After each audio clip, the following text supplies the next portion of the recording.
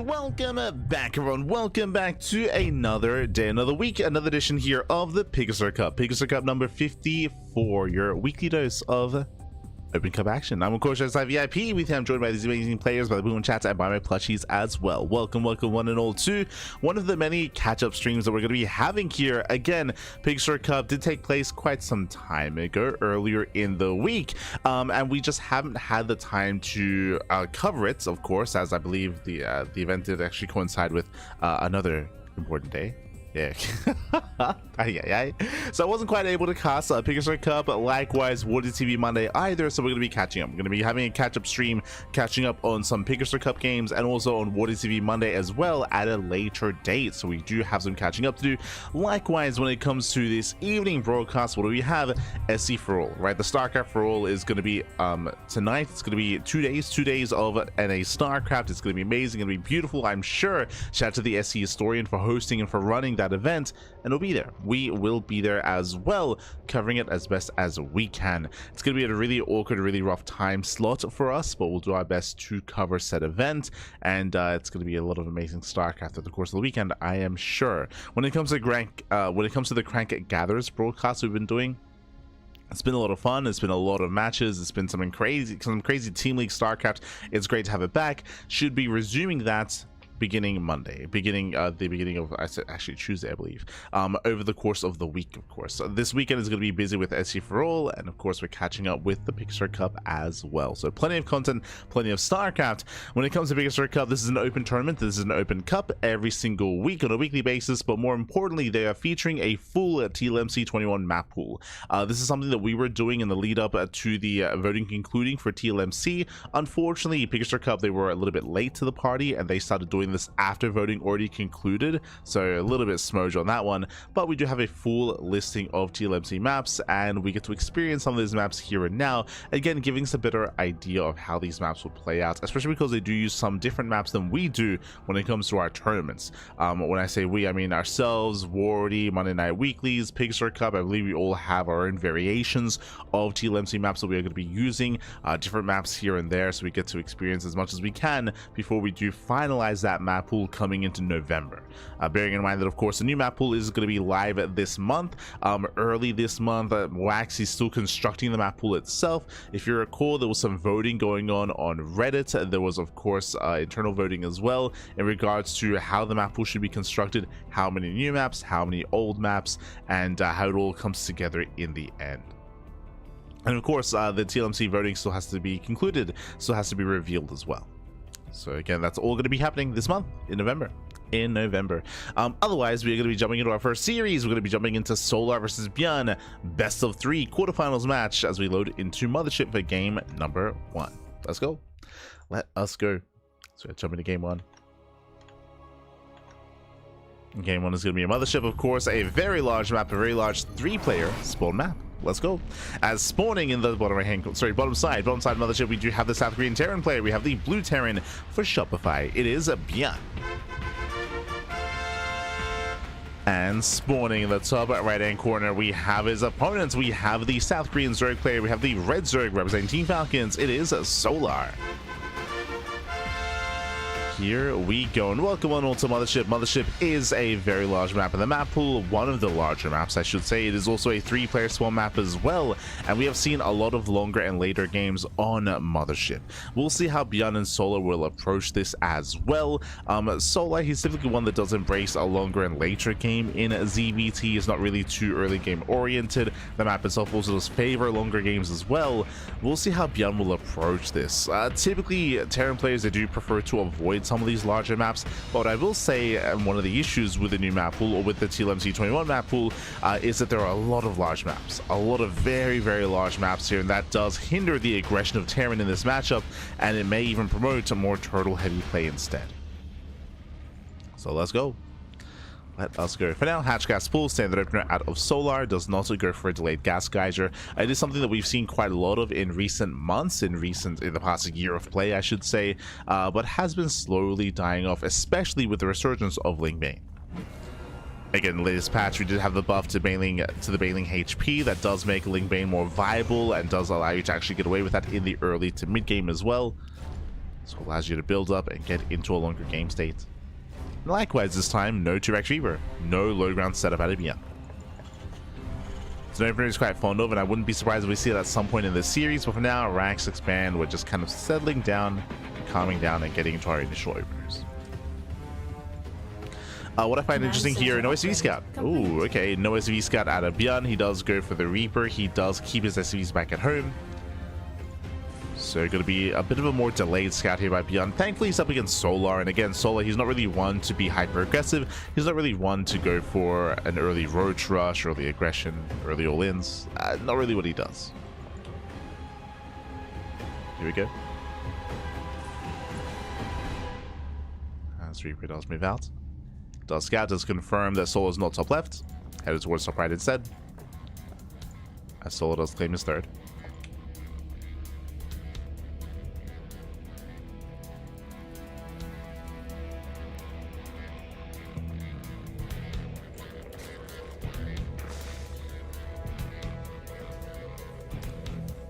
Does find Solar. Solar gets his third base up and running. Behind this, ByuN going for a third CC before Starport. So we have an economic follow-up here out of ByuN. So again, we're kind of easing our way into a longer game state. That's kind of what games on the Mothership are going to be leaning towards.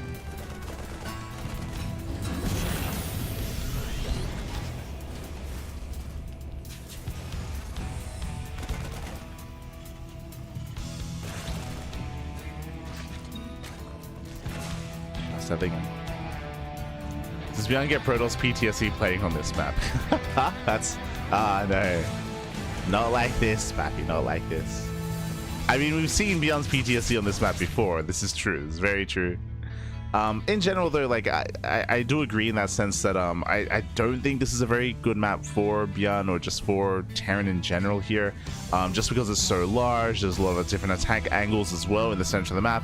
It's just very difficult to be active and to be aggressive, and again, there's like reasoning as to why ByuN was so turtley there, and I can see things going quite similarly here as well. But we'll see. Obviously, I hope that isn't the case. I hope that we're able to be more active and more aggressive, and we can go into drop play. For now, we have our Reaper Hellion, that Banshee production behind this. Oh, doesn't quite get the tumor. It doesn't quite get it. Nice movement out of Solar.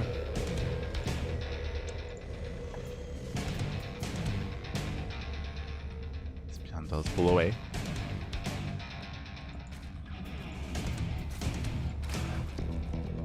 Away, we are building up. Soon we'll get a take of choice from Solar, whether it's going to be a faster lair or into an Evo chamber or a Bailey nest.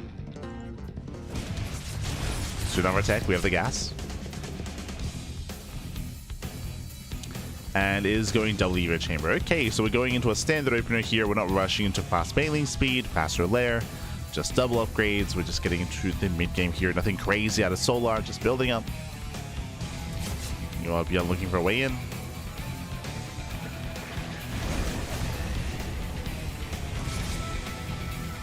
Solar does keep up.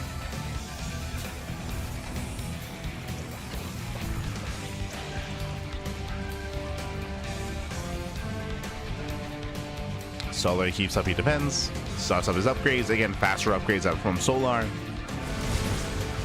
He's going to have faster 1-1 and faster 2-2 as a result. The downside of this is it's quite greedy. If ByuN were to example go for like a Hellbat push and go for a stim timing that's a little bit earlier on, then there won't be any Bailings in time to defend. So there's some pros, some cons. In general, though, in the standard game, this is going to be a benefit here for Solar. It's going to be at the advantage. ByuN does catch a queen. Not bad. Solar extends, one queen goes down, better pick up here by ByuN. Fourth base is on the way. And again, because of the terrain here, because of the layout of the map, we can just keep expanding away from the Terran.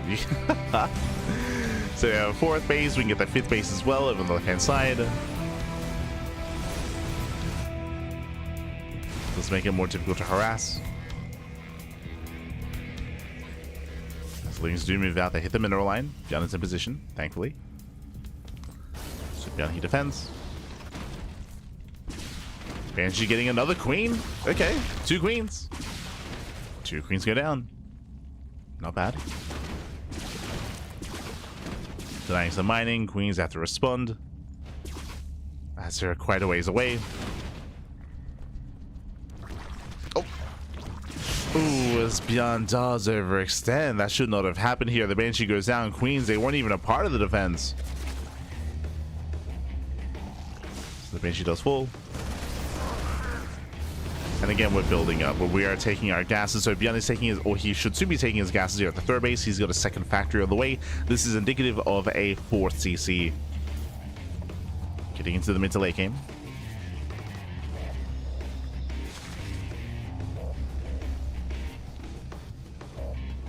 ByuN is being active.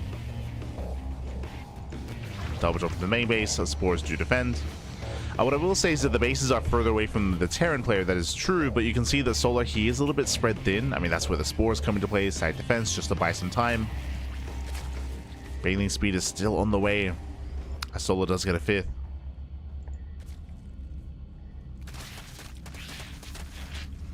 ByuN is moving out. As he moves out, there's a 4CC. There are the gases. Oh. Solar's keeping up with ByuN. The crease spread is a little bit lacking here towards the left-hand side, so ByuN, he can sneak up on the 5th base at least. Nice target firing.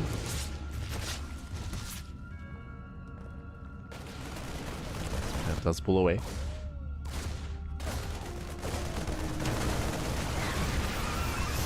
ByuN getting into the expansion, does deny the 5th. From here, we do have the high ground advantage pushing towards the 4th base. Okay. Does have the high ground, but doesn't have the numbers. It's going to be cleaned up. Fire gets surrounded. First tank goes down. And we'll get the second tank as well. Oof. Yeah, both tanks full. Drop into the main base. Can hold the turn. Gets one of the queens. Takes down one, but Solar holds. Solar, he does hold on, does survive, does defend. From here, oh, as the full medevac goes down, I was about to say that we can get into Hive Tech. Hive is already done, actually. So Hive is complete. Vipers are on the way. Hydra upgrades as well, getting to Ling Bane, Hydra Viper. And from here, we can start to take up into Ultras. But with the Hydrogen, the tech of choice might be Lurker Tech. We'll see. Could go Lurkers, could go Ultras, has options. And there it is, Lurker Den is thrown down.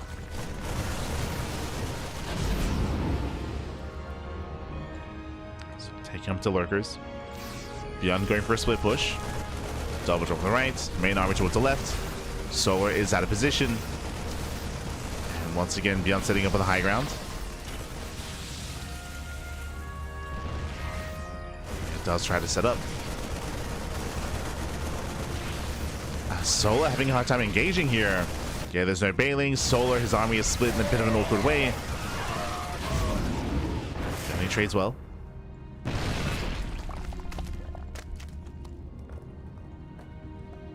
Trades well, takes down the gas geysers. The Vipers have been gathering energy.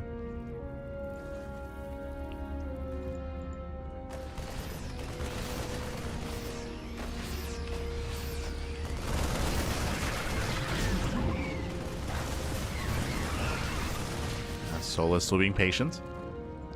And the Vipers are ready. Premier combined the cloud. Ooh, covers the Marines.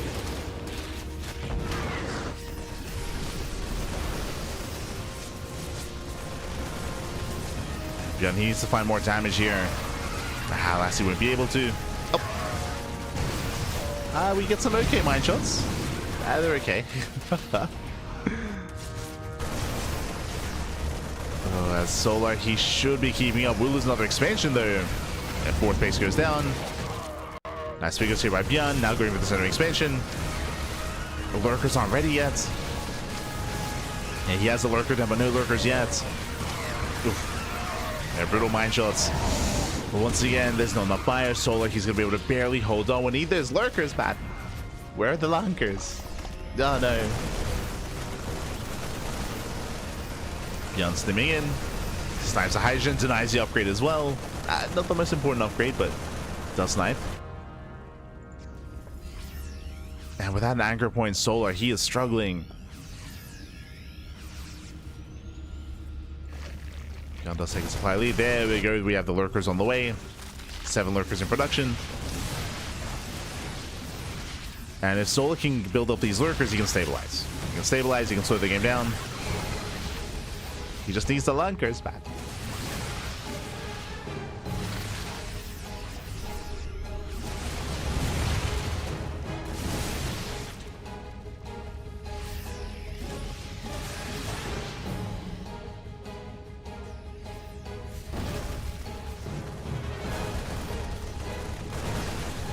ByuN once again splitting up his army. Catching a couple of Urlers. Does supply block Solar, okay. Does the supply block. Force to pick up. Nice splits. Split does avoid damage. Ghost is still on the way. Can he get into the lurkers? He gets 1. Gets 1, gets 2. Not bad. Oof. As he cannot push within range. We mentioned before that Solar can start to stabilize. His lurkers are in position.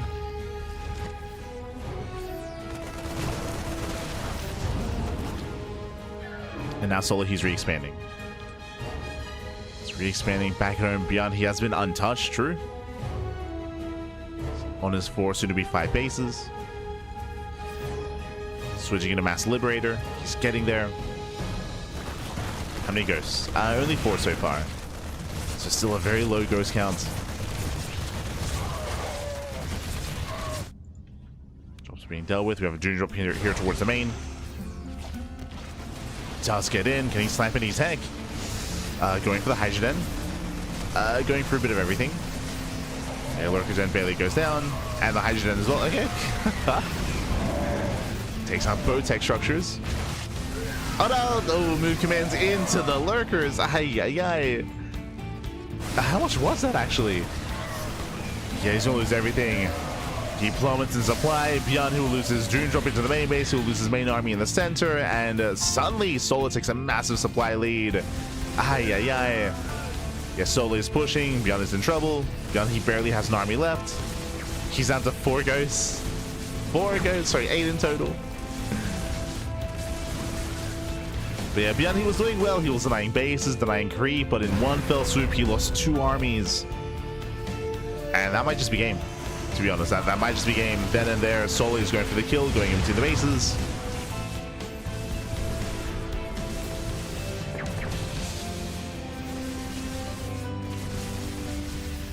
And here we get the 3rd. Yeah, the 3rd is going to go down. From here, he can just push right into the natural. That's a lot of ghosts, but they don't really have much support.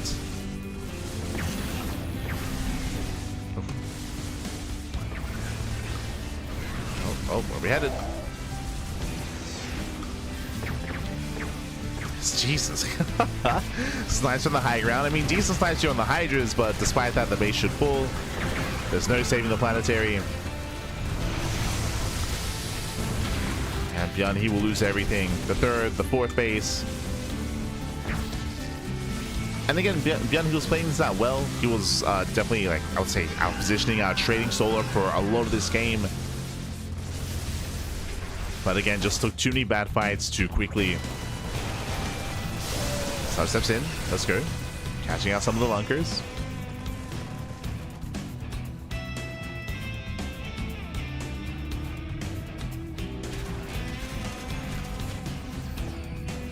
Yo, we got mules though. True.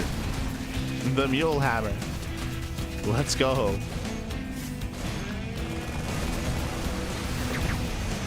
And this is the final army here for ByuN. ByuN doesn't really have the economy to sustain these losses, so what you see is what you get. Does get the center expansion. Solar still has a 4th base though.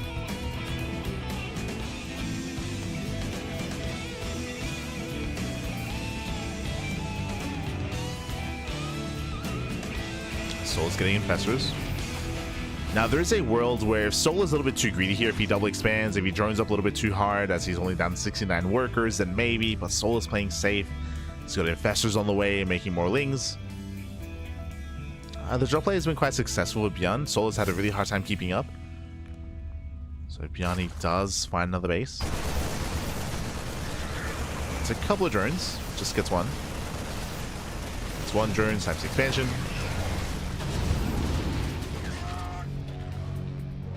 Again, ByuN is heavily reliant on this drop play.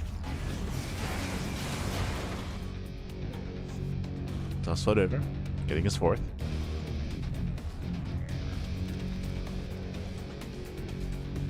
If given time, ByuN can rebuild a greater army.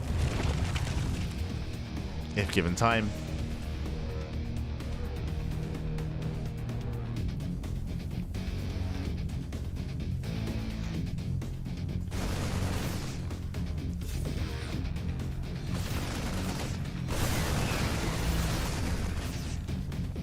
Nice pickoffs.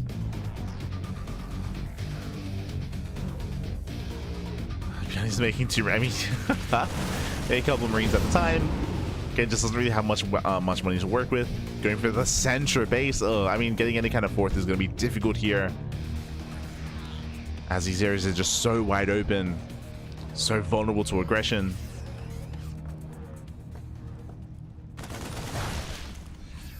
Like, this does seem a difficult map for a Terran player to turtle up on. More so than others.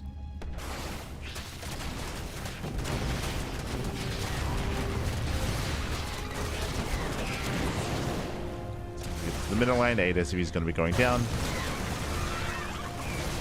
Workers at ByuN can't afford to lose. It's down to 24 SCVs. Ay. Down to a 1.5 base economy, if that. 1.25. Solo's remaxed.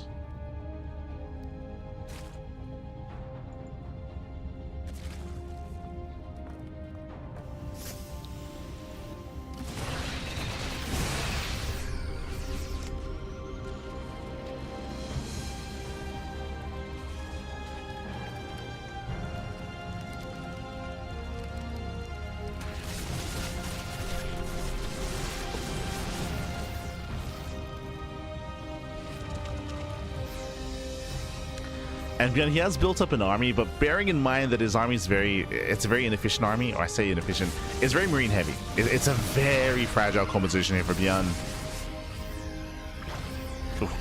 Bungles to do graze the army. Solo is committing in. Does pull away. It's way opening up the ramp.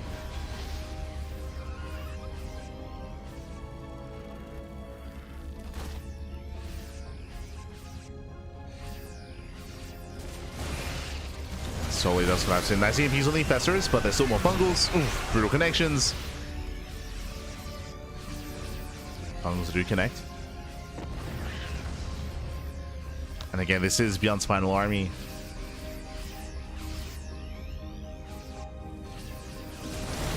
Can't afford to take a bad fight. Speaking of, Lin crashing in. The Bio army getting cornered. Okay, they trade well. Snipes on the Hydras. The ghosts are popping up. Brings down the Hydras. Solar, he backs up from here, and now it's time to rebuild. Time to rebuild, time to remax. Couple of workers moving in. Lings that collapse on the ghosts. Oof. Workers do borrow. And again, ByuN can't replace this army. Putting out more ghosts. Solar does trickle in. Cleans up. And Solar has a bank. He's lacking larva. That's the one thing that's keeping Solar back here, is there's no injections, right? There's no injections. Do we have any queens? Only 3 queens, and there we go. Now Solar, he's going for his injects. Queens, they got a lot of work to do. As they head in between the bases. And that's what's been stopping Solar, is the lack of larva.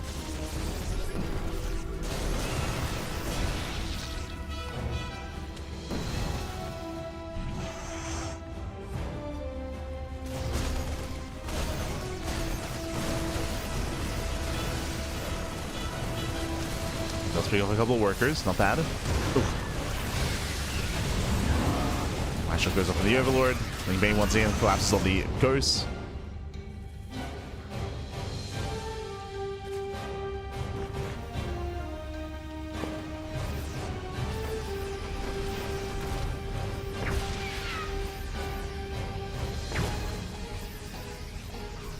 A little bit of miscontrol there by Solar. Leaves the Vipers idle. Oh, good. But Solar, he can still just overwhelm. Yeah, Ling's taking on top of the Ghosts. Catching up the Marauders. I mean, shout out to ByuN, he's been trading his heart out, just trading as efficiently as he can, but GG gets called, and Solar, he will take game number 1. GG. GG well played. Again, ByuN, he was honestly playing quite well initially. He was sniping bases, denying creep, but the creep it never really exceeded the expansions, by the way. But he took one too many bad fights too quickly, if you recall.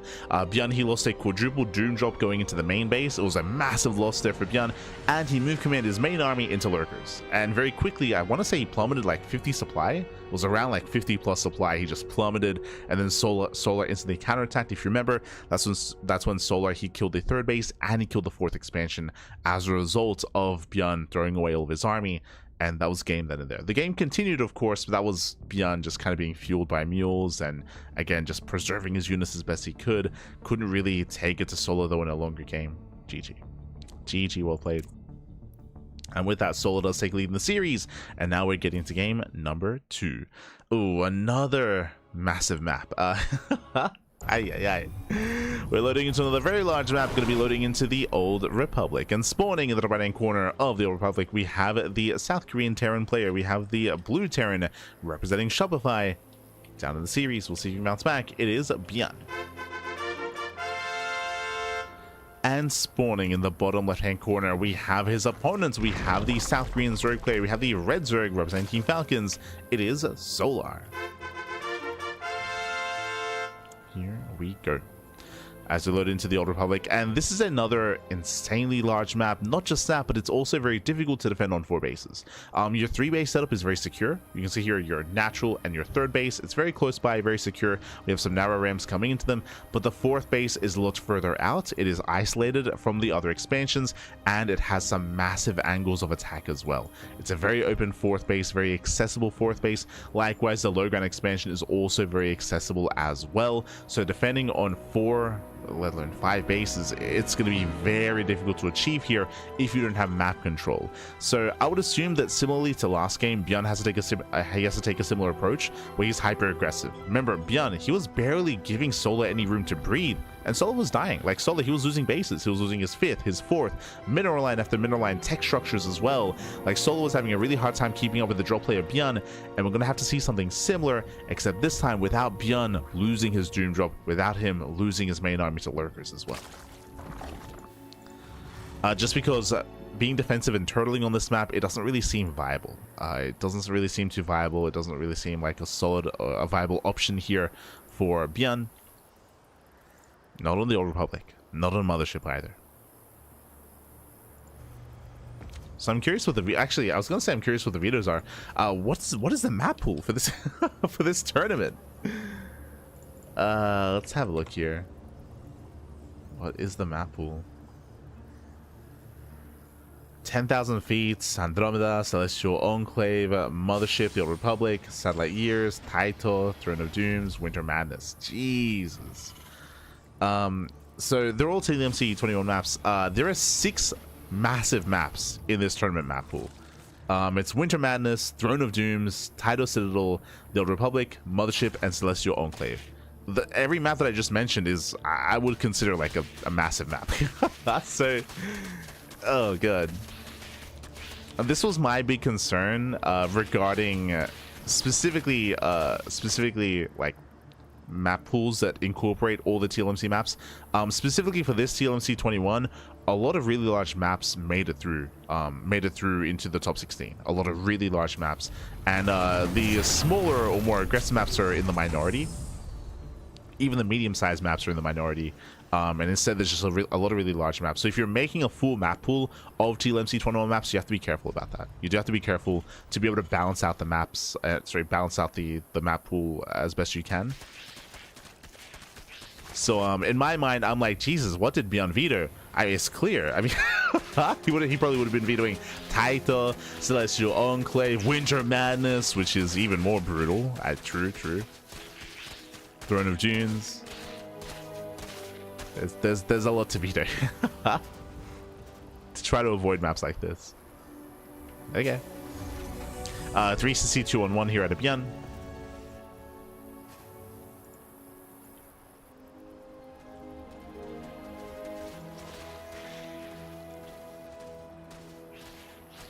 So ByuN does go for a bit of a more aggressive build.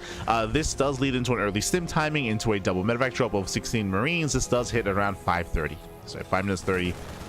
The Overlord Scout does confirm both Raxes, does confirm Stim is on the way, so Solar, he's fully aware of what's coming, and Solar, he can respond with an Evo Chamber with fast plus 1 carapace, and with droning.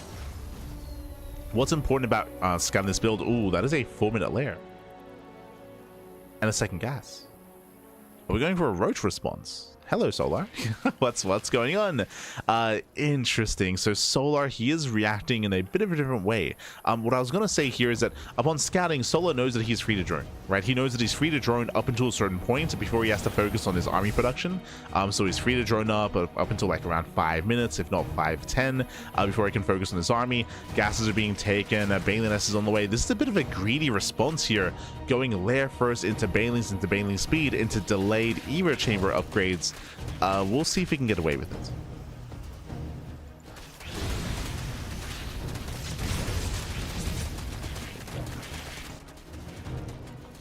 I mean, this might just be to counterattack into all in. I'm just thinking the purpose of going for a 4-minute lair here would be to rush into Baneling speed as quickly as possible. We might just skip. Oh, that's crazy. I was gonna say we might just skip the Evo Chambers entirely, and we are, but not for the reasons I thought. We're doing it for Mutas.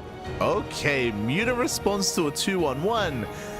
All right, Solar. Okay, show us what you got. Show us what you got. As here comes the move out. ByuN, he does push. Again, Stim is done. But Solar, he's aware of this timing, so he should be ready for this. Solar's got his 7 queens. Banelings are morphing in. Lings are amassing as well. So Solar, he has the tools to defend. But again, the Spire follow-up is bold. that's a bold move. Oh. So Baneling gets 2. ByuN is deflected. Solar does defend. And the Spire is finishing up. And this is a way to shut down the drops. And of course, to keep ByuN contained. Ideally, with this kind of build, you want to be reinforcing, moving out. You want to be maintaining map control. But ByuN's about to lose that.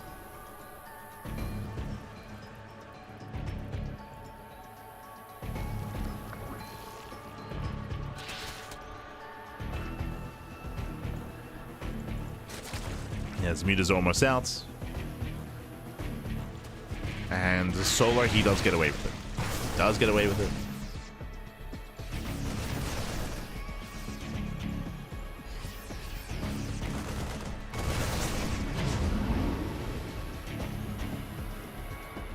Pulls away. Ooh, force to pick up. Force to pick up. Mutas, they will catch the medevac. Ooh, full medevac goes down. And be able to lose everything here. Massive loss here for ByuN. Magnum towers are being thrown down immediately. There's some of the turrets.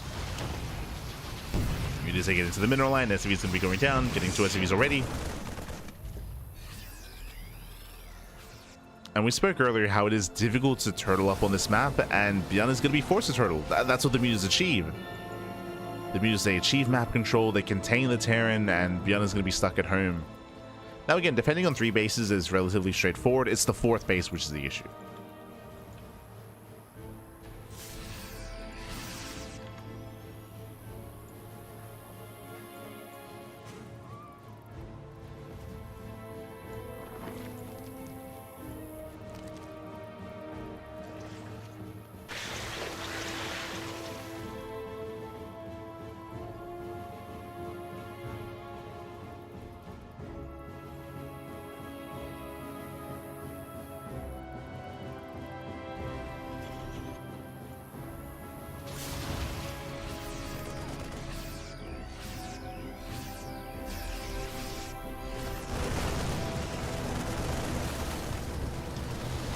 ByuN, he does move out. Solar, he's already maxed. Solar, he's maxed out. We're all tied up with 1-1 upgrades. 2-2 is still on the horizon here for ByuN. ByuN moves out. Solar does backstab. Oh, that's attempt 2.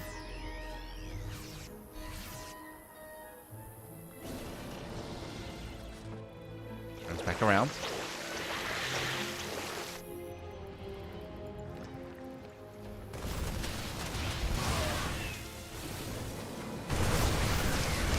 Yeah, and Soli does get on top of the tanks. Tanks go down. Bailey's will crash in. And so ByuN has to get the hell out of here. As the Beloy has to get out.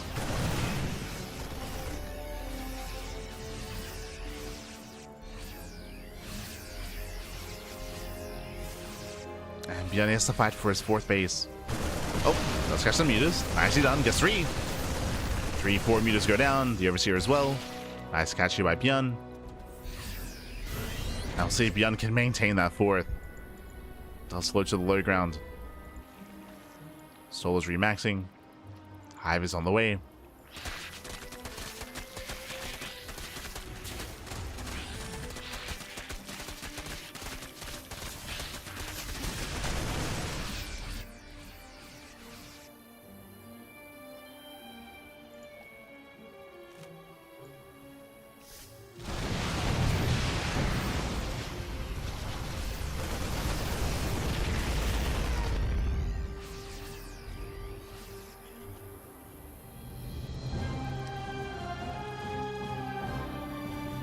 What's our setup here? We have some Widow Mines, Thor Productions ByuN, 3-3s on the way. So we're catching up some Marines. Let's catch ByuN out.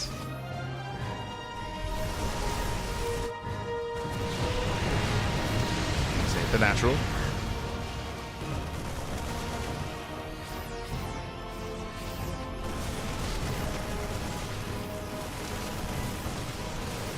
As we mentioned in game 1, ByuN, he has to be active like this. He has to clear up as much creep as he can. Let's go down. Marines to full. Down into position. Oh, that's so good.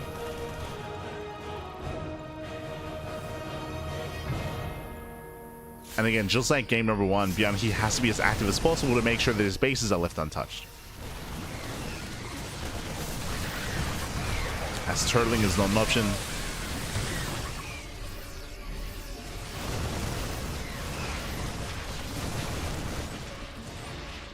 Mutas take it into the main. Catching reinforcements. Solo moving in, catching up the Marines. Oh no! Okay, no splits. Yeah, late reaction out of ByuN. He was distracted. Marines going down. Widow Mine shots. Decent connections. But forces finally fire towards the end. Mutas to do overwhelm. 15 SCV kills, brutal damage. Likewise, ByuN's main army gets called out.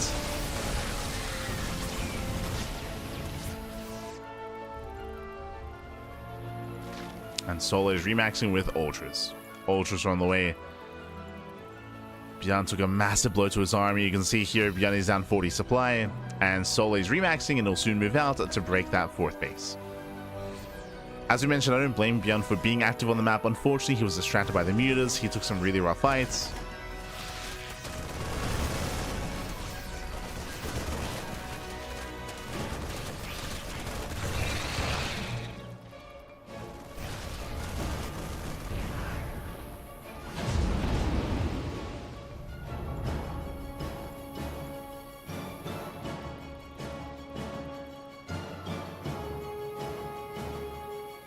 Solo does rotate. Switch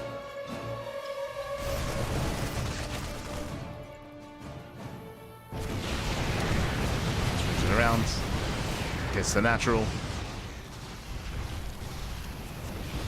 ByuN is remaxing. Staying on a very low SCV count. Going for a super maxed army instead. Do you have any spellcasters? The answer is no. Okay. It's just Ling, Bane, Ultra, Muta. No Infestors, no Vipers.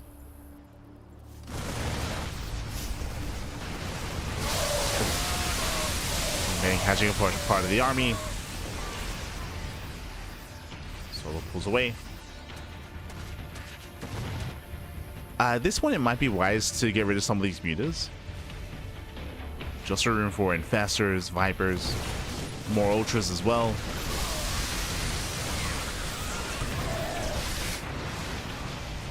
I'm sure Solo he wants to get rid of them eventually.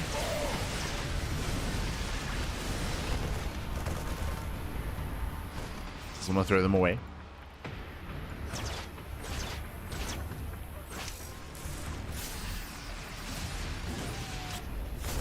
Oh.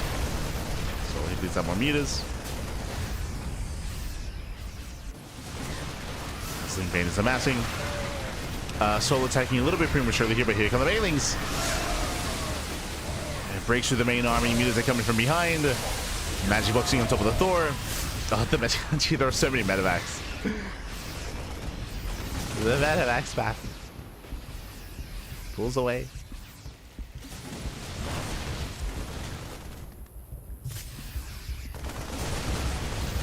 Likewise, ByuN is not really ready for Ultra Tech. No Academy, no Ghosts. Ultras, they dive in. They've been catching up the army. We gotta get out of here. Oh. Jesus.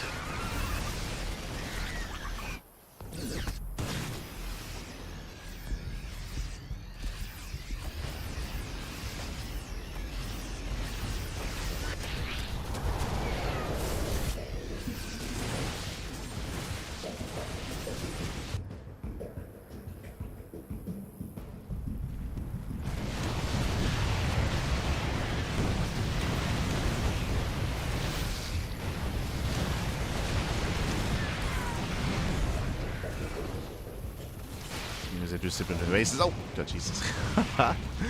Woodline shot doesn't quite go up.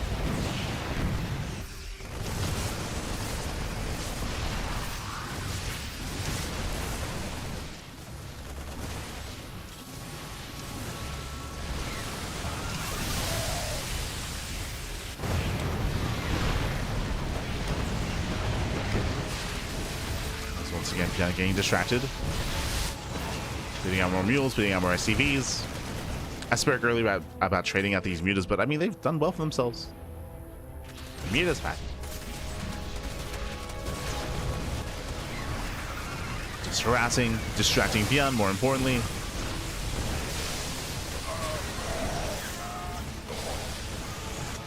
Solo, he should be able to break through, catching out more reinforcements. And again, it's ByuN that's been in the defensive the entire, like, what, the past 10 minutes? It's been ByuN surviving. But finally he's broken. He is broken. Lings get into the bases. Mutas as well. Going for the planetary. And it has been Solo looking very comfortable throughout the entire game, really. I don't think ByuN ever threatened any of these bases. Like, his 2-on-1 did threaten the creep in the center, and I think that's it. And we just saw a push here that's encroached upon one of the expansions. Did kill this base at least. But those like the two big moments that ByuN had in this game. Otherwise, she's just been stuck on his side of the map.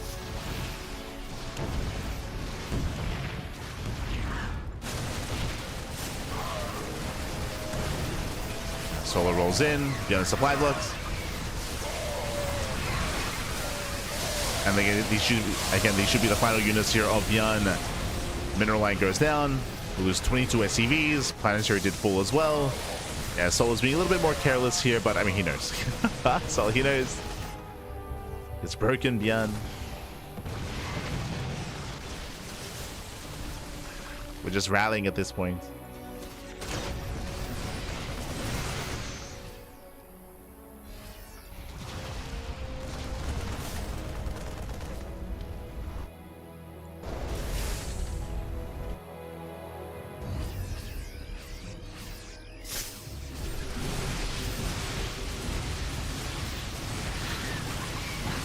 ByuN is being active with what little he has left. He's down to 9 Marauders. 9 Marauders. And he gets an Ultra. Let's go. He never had the economy to sustain Ghost production, so if you're curious, if you're like, yo, why aren't there any Ghosts? Where's the Academy? What's going on? I mean, ByuN hasn't had any money to do so. Like, it's been a rocky game there for ByuN. Trying to maintain himself, trying to keep up. Like here, he even floats over his main base to expand as a 4th, or as a 5th. Just trying to keep up.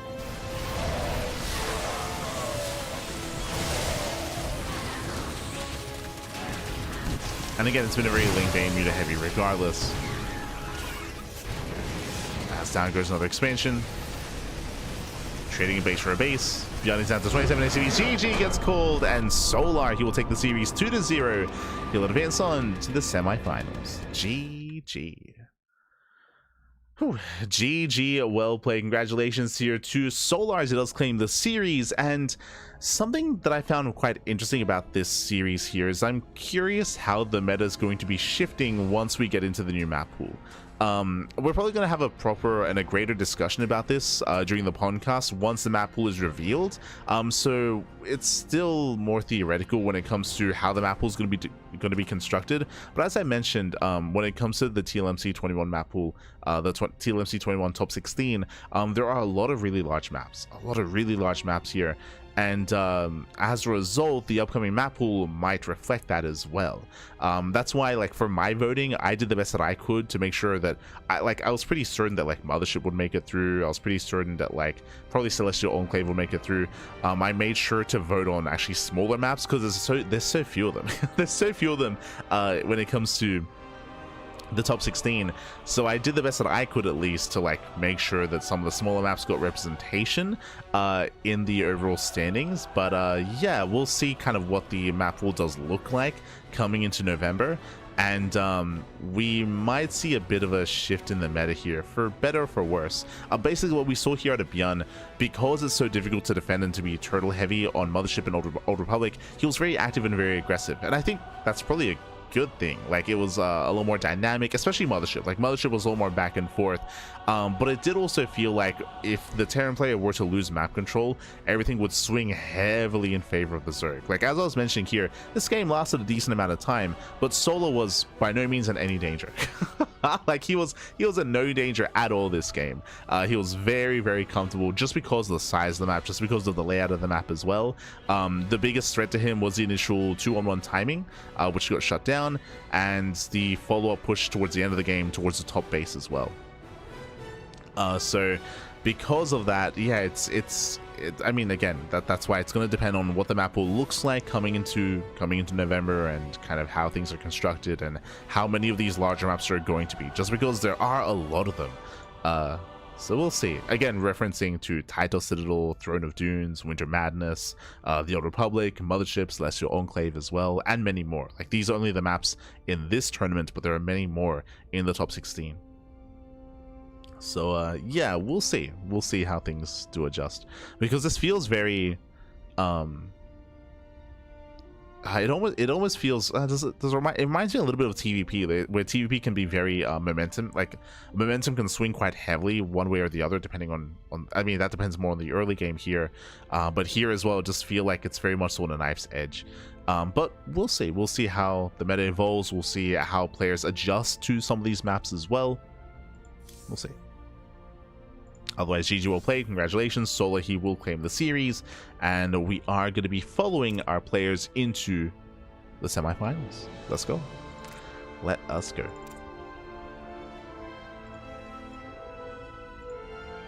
Heading to the semis.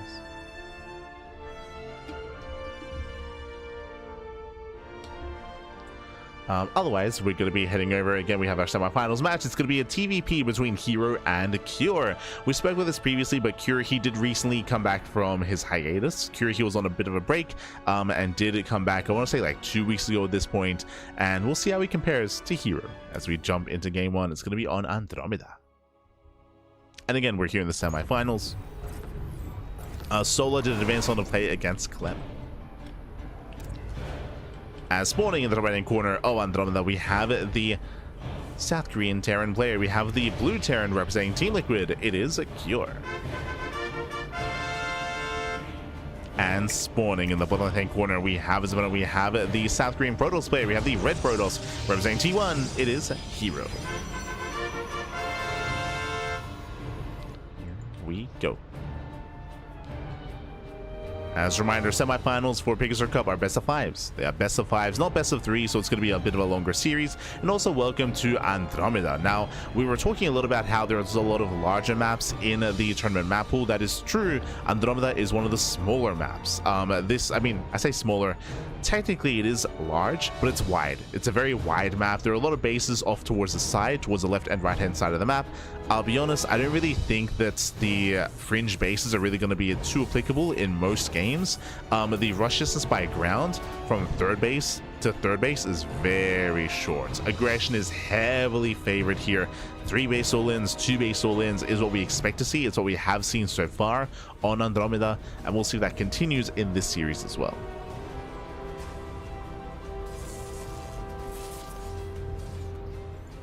We shall see. For now, we have a tech-heavy start. Secure going for a Rax into Factory into a delayed Command Center.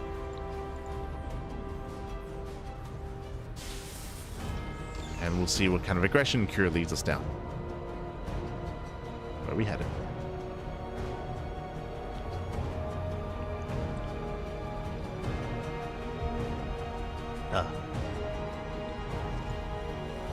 There's a Factory on the way.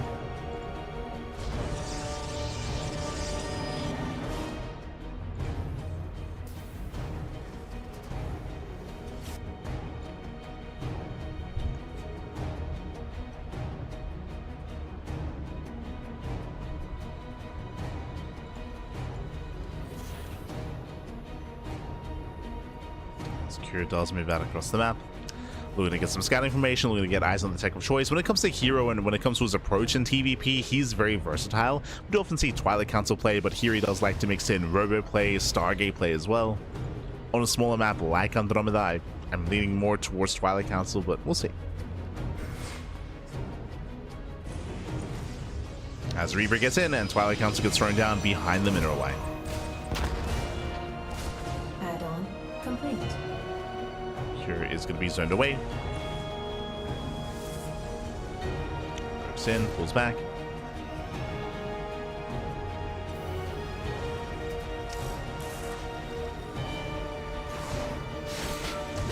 Nice pickup.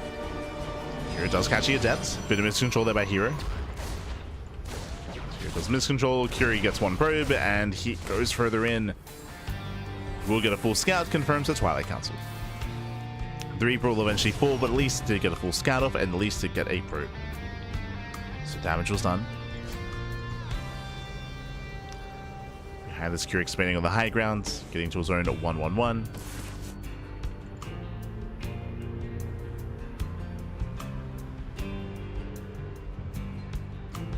And herO is playing it safe. He's got 2 more gateways on the way. It's going to be 3-gate blink. 3-gate blink, Robo. Very safe play by herO. We'll see if we can keep up with Cure. Baits at the mine shot. Nice moves. Baits at the Widow Mine, snipes 1. Widow Mine drop is on the way, but only down to 2 Widow Mines now. And here he delays the drop. Oh. And what was meant to be a triple mine drop now down to only 1. Gets spotted.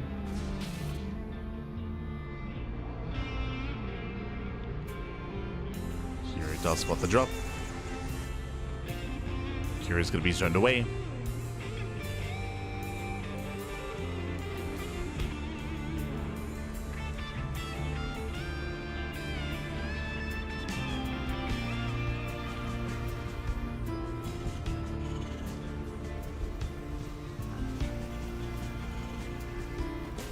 Just on the chat, Go saying needs siege mode not to be yoinked. True, true.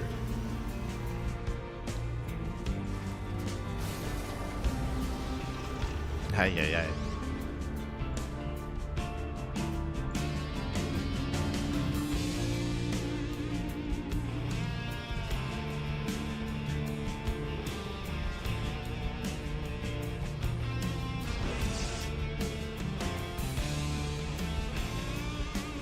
Secure does move out.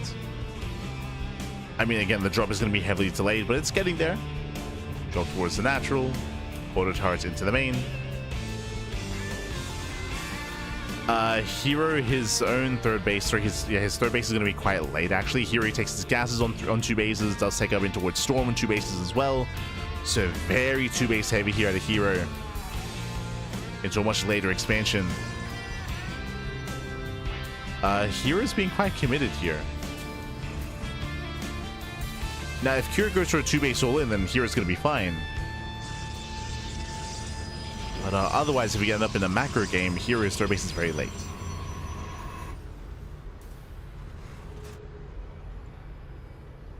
As again, herO, he's prioritizing Storm, Charge. His gateways. Storm has begun. And how well did herO read Cure? So Cure back at enemy is waiting for Stim. Building up his own bio. Third TC is on the way. Again, the third base is on par with the third base of herO. So Cure is building up into 3 bases. Macroing up.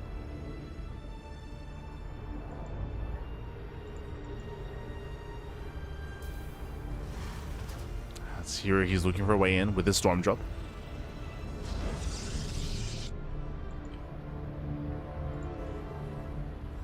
Towards the main base.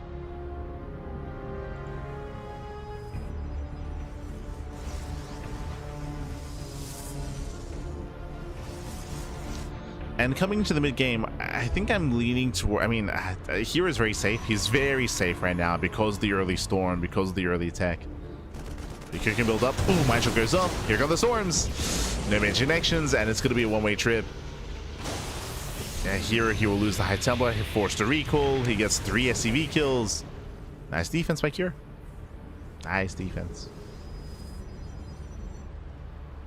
Losing only 4 SCVs.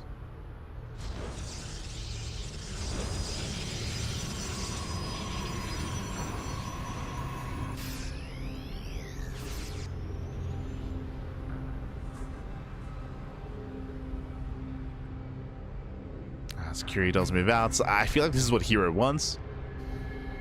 Curie's being active, but the armies actually pass by each other. Upgrade. We pass by each other. We're going for the base trade. This should not have happened, by the way, but here we go. Curie sneaking up on the third base. Likewise, so is herO. herO, he has 6 High Templar. That's a lot of Storm. And we commit. Yeah, at this point we commit. Drop into the main. There's the warp in. The main army towards the third base, and we commit to the base trade. Let's go. From here, we should be pushing into the main as quickly as possible. Came to the production. Remember, here he can always recall. So base goes down. Gets into the main base. herO, he's supply blocked. Get limited warp-ins. He evacuates, saves the boys. Oh my god. Oh, jeez, the Storms. Just mass Storm in the bio. And here he takes over the main. Will not lose the High Templar. Templar do survive. We have the Great Migration at the Cure. When it comes to recalls, we do have recalls available. Oh, but how many Storms are left, though? Yeah, he's just going to hide buildings at this point. Outside his Nexus. As the orbital does catch fire, but there's 1 orbital remaining. Sorry, 2. 2 bases do escape. Here he's about to be revealed, but we can afford a Nexus. Oh no! Wait, those 2 Templar! No, herO! The herO turret! The turret takes down the prism! There was a Templar inside!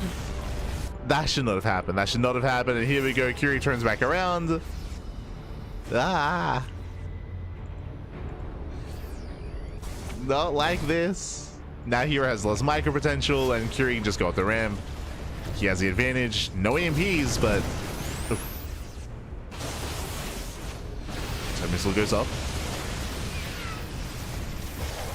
Missile goes off. There's 3 Templar left from what was meant to be 6.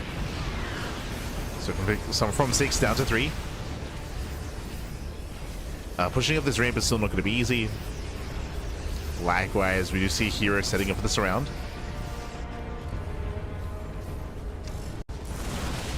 Trying to bait out a storm. There we go. There's the first storm. There's what? Oh, sorry, there's 2 storms left.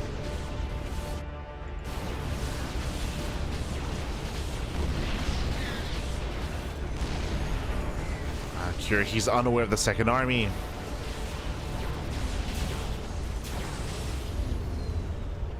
But he gets up. Yeah, he gets up the ramp. Second tank does siege. Nice SimCity here with these Raxes. There's the NG overcharge. Okay, 3 storms. Yeah, lead 3 storms. Ooh, Maestro goes up, takes down the Templar. Storms are gone.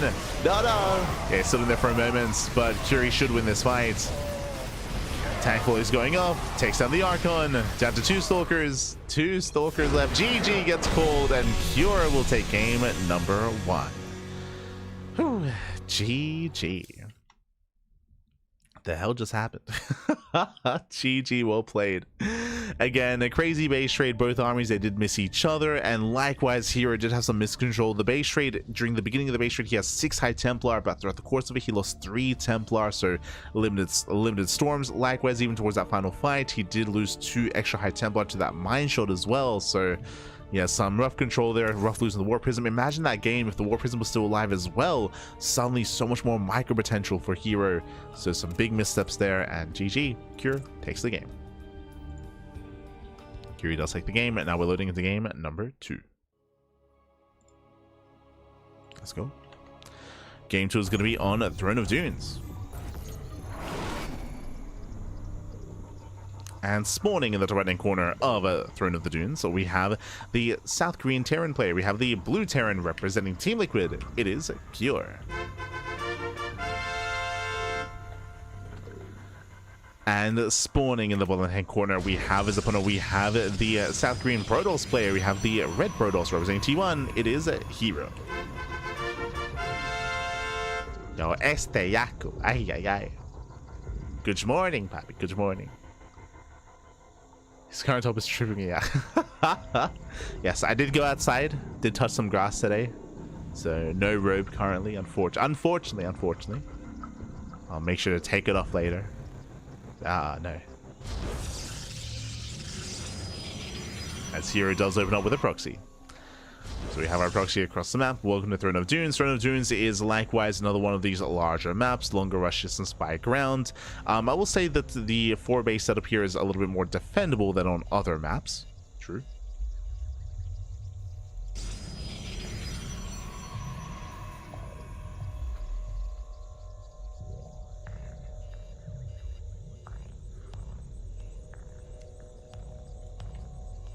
So we have our second gateway.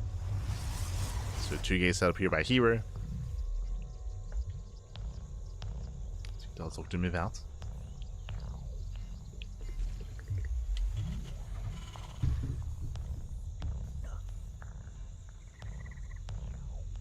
The goal here is to punish an economic opener. We can see double gas. Double gas here, so faster factory, delayed CC. Curious Command Center shouldn't be delayed here. Should be okay against this, but we'll see what else herO can achieve, as he should be pumping out that Stalker. So Zelda's on the way into Proxy Stalker once the Cybercore is done. Here comes that Stalker. Adept is being chronoed. The reason why we go for the Adept follow-up here is because the Shade is faster than the standard Stalker, so the Adept does reinforce faster across the map with that Shade. Cure, he's scouting. He barely does miss the gateway. Ay, ay, ay.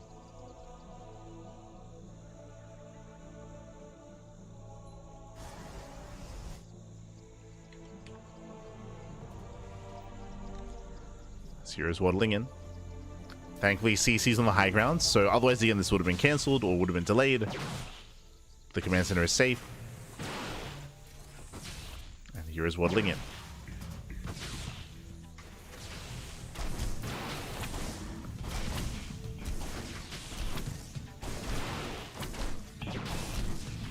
Again, doesn't listen to mining. Boys are being pulled.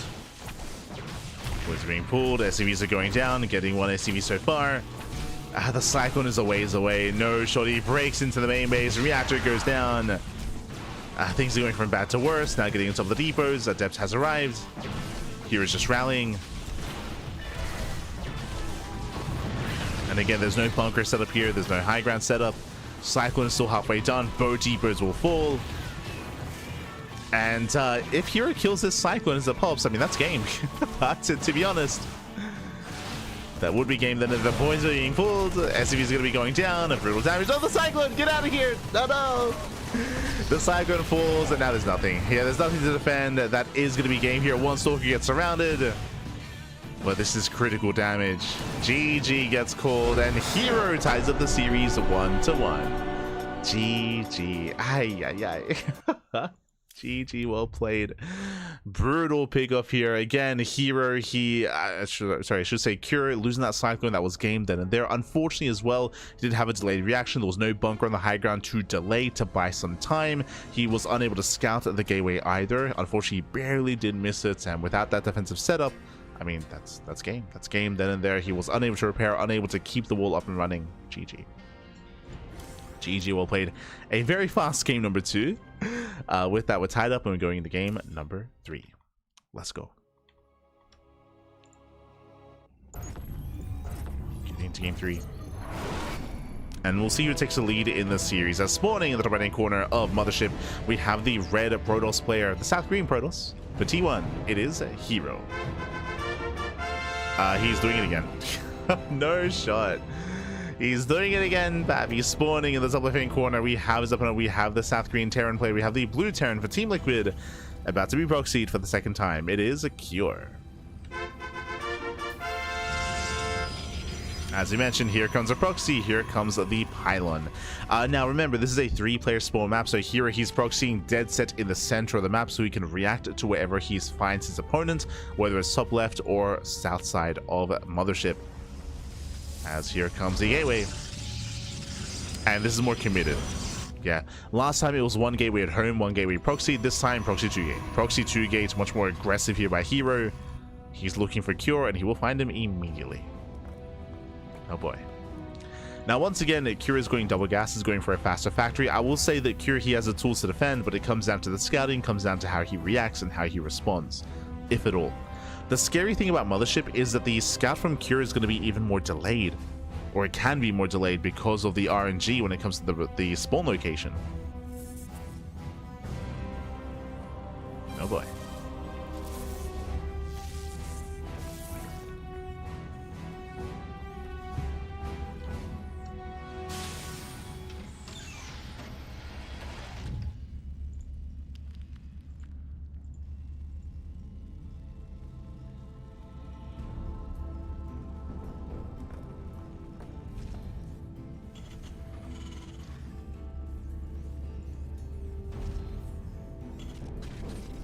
We have the chrono boost on both zealots.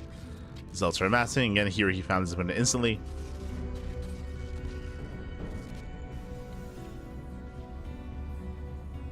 As here is banking up. Cybercore is on the way, just now finishing. Jesus, so he's gonna have 4 zealots into Stalker production. Yep, here come the Stalkers. Stalkers are on the way. Here he's rallying. This time the CC's on low ground. He's going to force a cancel, but he wants more than that. Can he deny the add-on? As also walk right in. They get on top of the ramp, making sure that, yeah, the deeper does not raise. There's a cancellation on the CC. This time the bunker has begun. That's what we were missing last game. But this time this is so much more committed. Curie supply blocks. No. Okay, supply block Stalker. They send away the Reapers. Second Deeper goes down. Heavy supply block for Cure. Boys are being pulled into Zealots of all things. Zealots trade well. Nice control. 1 Reaper goes down. There's 1 Reaper left. Down to 1 Reaper. Down to 1 Hellion. SCV's dying, which means no longer supply blocks. True. Bunker did complete. And Curie is barely holding on, but he lost 13 SCVs down to 10 workers. 10 workers, no expansion. Here he can just expand. Yeah, he will. Just get his natural. His Nexus does get up. And Hero has a massive lead. A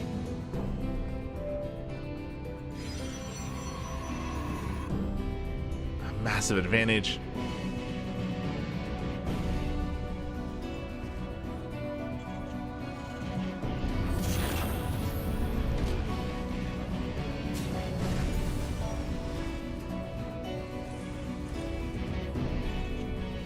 Here he does sneak out.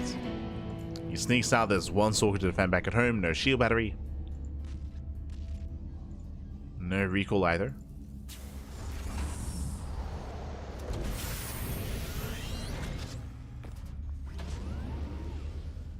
Pull the boys, don't get supply block. Genius. I mean, it worked. How do you get out of being supply blocked? You just throw away your workers, man. You just kill the boys. Smurge.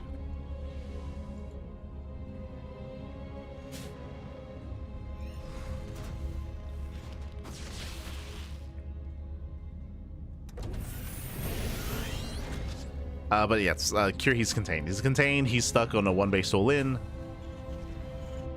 He's forced into a one base all in, I should say. And the longer this goes on, the better it is for herO. herO's just getting further ahead at this point. A smart move out of herO, he does open up Robo. So that's a Robo, not a Twilight Council. That means early immortal production for early defense against an all in. It's a very safe way to play. It also leads into Colossus, into the Bay.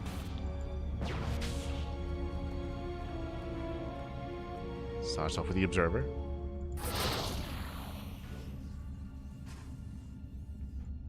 Oh, herO, calm down.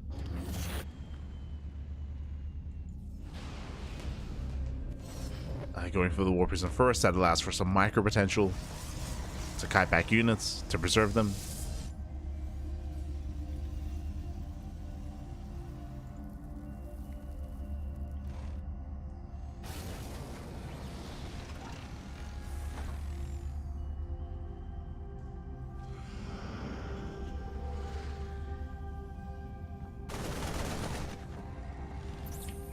Hallucination does count. Confirms the 1-1-1. Here, I'm sure he wants to check further in the main, making sure there's no CC. Yep, scouts another Rax. He knows. He's fully aware.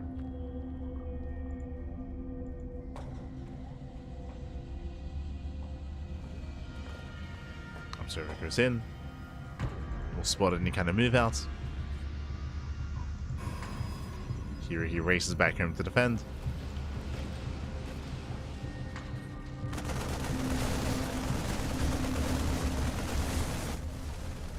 Here come those Immortals. I scan, takes down the Observer.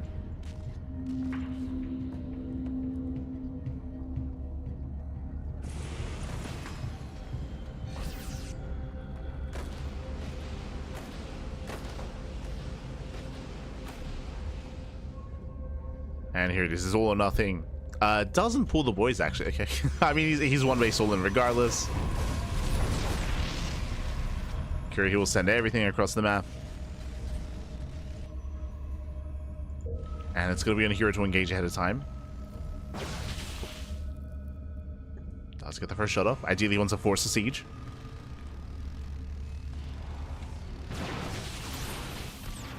Speaking of, there we go. There's a siege. herO pulls away. This is slowing down Cure. So you're getting extra gateways. Third Immortal.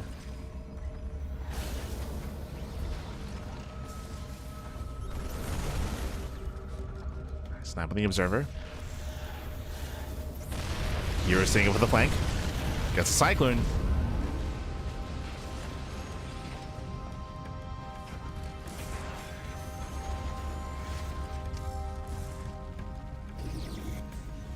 And again, the gateways are coming online. Getting it to 4. Sorry, getting it to 6. Jeez. Getting it to 6 gateways. Blue Station tanks the tank shots. Collapsing the army. Nice Widowmine shot here on the Prism at least. But there's too much. Yeah, there's too much Protoss. Takes down both tanks. Trades against the Marines. Pushing on top of the Liberator as well. And there's just nothing left here for Cure. GG gets called. And herO, he will extend his lead at 2-1. GG. Whew. GG, well played herO. He will take that lead. Again, just a really rough start for Cure, unfortunately. Again, he was unable to scout, unable to confirm. He was going for the low ground CC as well. It might become the norm, especially in this matchup, for Terran players just go for the high ground instead, just to be safe, just because it's you have a harder time scouting your opponent and figuring out what exactly is going on, figuring out how aggressive your opponent's being. GG. GG, well played. Cure, he was shut down, and now we're getting into game number 4, and we'll see if Cure can recover and force the ace match as we are loading into the Old Republic.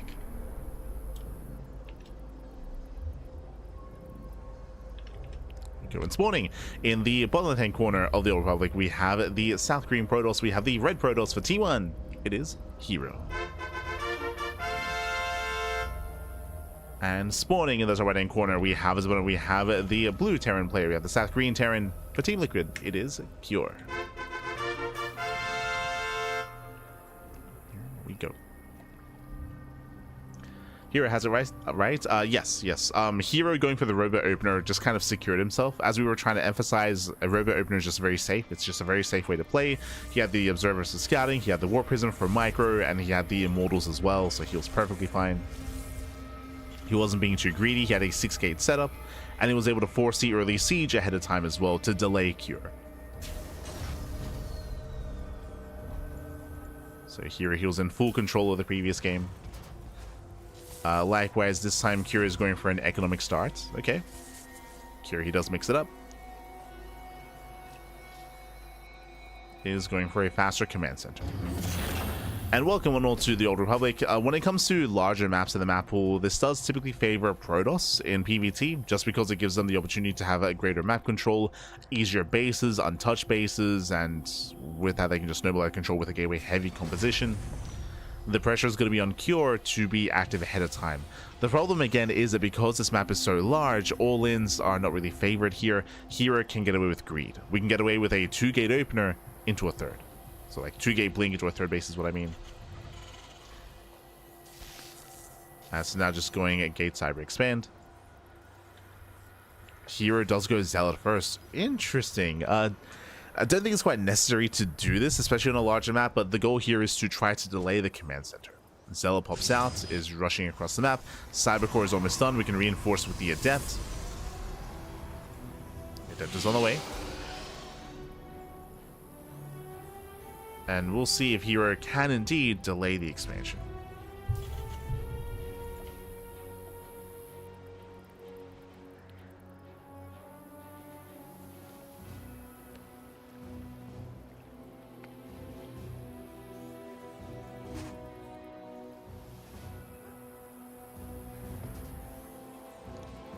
As the CC is, what, 80% done. Zealot will delay. As much as we do pull the boys. Yeah, boys are being pulled to defend to finish up this base. At the same time, here comes the Adept. It's going to be close. And looks like here he will barely finish up the command center. Adept takes down the Marine. CC does complete, but SCVs are falling. This is still a better trade for herO. Yeah, the base finishes, that's going to be 3-4 SCV kills. 4 SCVs, 1 Marine. Adept keeps going in, getting a 5th worker. Oh, God. The 5 workers this early on is just brutal damage. And sure, the base survived, but that was lost mine time plus the dead workers. So herO takes the lead. herO takes the lead early on. From here, getting into Blink. As we mentioned before, on a larger map like this, herO, he can cut corners. He can go 2-gate blink into a third base. But what I will say is that after herO's dealt all this damage, there's a higher chance that Cure goes for a 2-base all-in, right? Like, Cure, he knows he's behind. He knows that he's had a really rough start. So there's a higher chance we see another Rax as well, into a 3-1-1, into just a 2-base all-in instead. So herO, he does go for a third gateway. herO's playing safe. Playing safe.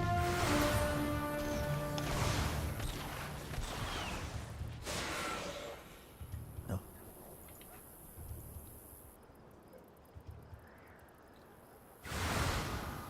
Oops, not to be too risky.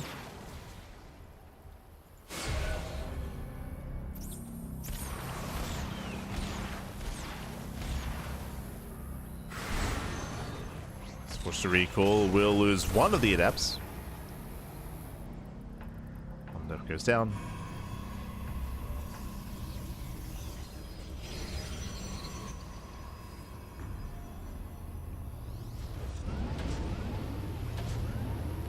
We'll keep an eye on the Rax count for Cure. He's getting a 2nd Rax so far, which isn't really too indicative of much. We'll see if he goes into more.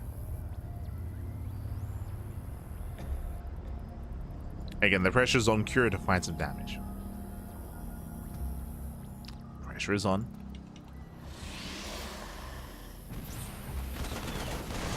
Oh. Blake is done. Medevac goes down. Cyclone as well. Doesn't kill any probes. Aye, aye, aye. And now target fires, but it's too little too late. Workers do survive. And things are looking a little bit bleak here for Cure. Again, we bring this up all the time. We actually spoke about it during the ByuN series, but TVP is very momentum-based, and it's very difficult to recover after early game damage. It goes both ways. If the Protoss player loses a bunch of workers to early damage like Reaper Harass or Widowmine drops, then it's so difficult to recover. Same can be said for Terran.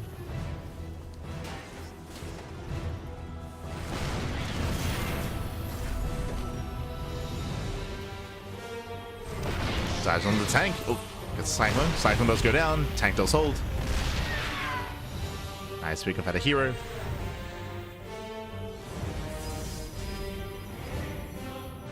And it's all about containing Cure, keeping an eye on the move out, delaying the push. Dives on the tank. Oof, does one shot. And tank goes down. Doesn't quite get the bunker, but more CV kills. You can micro back. Oh, to get another tank as well. Aye, aye, aye. Brutal damage. And here he can just keep going. From here he can just go into the main. He can go into the main base. The main base is exposed. And here is aware. Will be able to two shots. 0 tanks left. And Curie cannot hold his own. He cannot defend. Down to 6 Marines.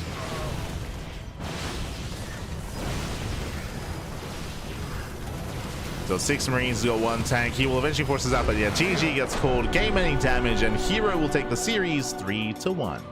GG. GG, well played. Again, a really shaky start for Cure. As we mentioned previously, Cure, when it came to the openers, it is not uncommon to see Terran players go for, if they go for a CC first, to try to read that their opponent would be hyper aggressive and go for either a faster Cyclone or go for a faster Marauder, going Tech Lab into Marauder instead on the racks. We saw that Cure, he opted not to. I don't blame him. I was surprised as well that herO did decide to go Zealot on a larger map like the Old Republic, just because it takes so long to get across the map. And we saw that because it takes so long, the CC did finish, the CC did complete, but despite that, Cure pulled the boys. Because he made the decision to pull the boys, he did lose an abundance of workers. It was not worth it. He lost, what was it, 4 SCVs and lost mine time as well. So it was a really rough decision that Cure made, and it did hurt him in the end. I don't think he necessarily realized just how committed herO was going to be to that, and herO dealt critical damage. That was kind of like the first domino falling in favor of herO. GG. GG, well played. And with that, herO does claim the series. herO does advance on to the grand finals, and we are getting ready for the next semis. Up next is going to be a best of 5 between Solar and Clem. Oh boy. So Solar, again, Solar just took down ByuN earlier, and we are going to be going on. We're going to be going on a break. I think you forgot to put your Halloween costume on. When was Halloween? Was that the 30th or the 31st? Halloween date, 31st. Oh, that was yesterday. It's already November here, Pappy. It's November. Aye, aye, aye. But Halloween isn't really a thing here. I think I said this before. I think we got trick-or-treaters once, like in 2004, 2003. I think we've had trick-or-treaters once. And I remember it was so confusing because we had nothing to give them. We because it's like, what? Like Halloween isn't really a thing here. And I remember I think we gave them like some muesli bars, because that's what we had. Like some K time or something. But yeah, at least here in Australia, like Halloween isn't really, like trick-or-treating or Halloween isn't really a thing. It's mainly like an excuse to like go out and party, I guess. But yeah, I guess that was yesterday. It's all good, it's all But we are going to be going on a break. We're going to be going on a break. When we come back, we'll have the next semifinals match. It's going to be a series between Clem and Solar, and then we'll follow that into the grand finals. Remember, herO is waiting for the winner of the series in those finals. But we'll see you soon. We'll see you soon after the break.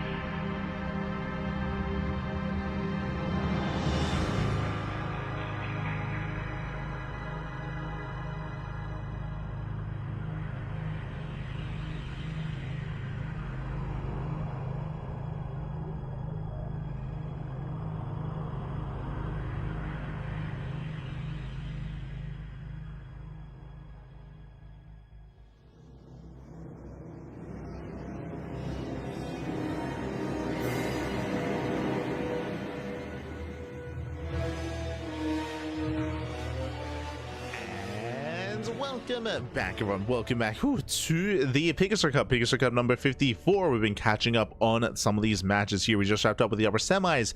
herO just took down Cure 3-1. herO did make it to the grand finals, and now we're here to determine who will join him in the finals. Will it be Clem?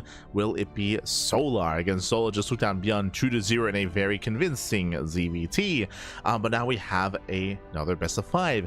Now, we don't have the matches, the replays for game 1, unfortunately, so Clem is up 1-0, and now we're jumping into game number 2. Game 2 is going to be on Winter Madness. Interesting. This is a map that we haven't seen too much of on the channel. Winter Madness, I would say, is a very large map, but it is a much more defendable map as well, so we could be in for a bit of a longer one. Let's go. As spawning in the top left-hand corner of Winter Madness, we have the French Terran player. We have the Red Terran representing Team Liquid. It is Clem. And spawning in the bottom right hand corner, we have as opponent, we have the South Korean Zerg player. We have the blue Zerg for Team Falcons. It is Solar. Here we go. And we saw Solar, he was able to make use of and really able to embrace some of the larger maps in the map pool and make good use of them as well, referring to some of the larger maps like Mothership and like the Old Republic as well. I will say that Winter Madness is a little bit different though. Coming into this map, we do have a much more defendable natural, into a third base, into a fourth base as well. I would say that the initial 4-base setup is much more defendable than on the otherwise previously mentioned maps like Mothership and like the Old Republic. It's easier to defend on 4 bases and then claim a 5th base as well. So we'll see if Solar is able to stop that from happening. We'll see how Clem will approach this matchup as well. Let's go. Do we build up to 4 bases? Are we more aggressive instead? Does Solar get away with meter play? Let's go.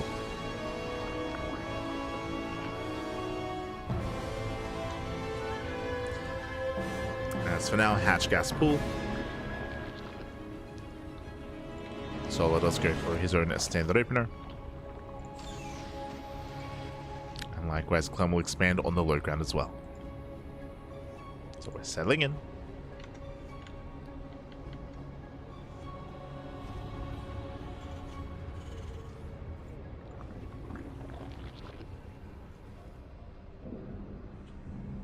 As Clem moves out,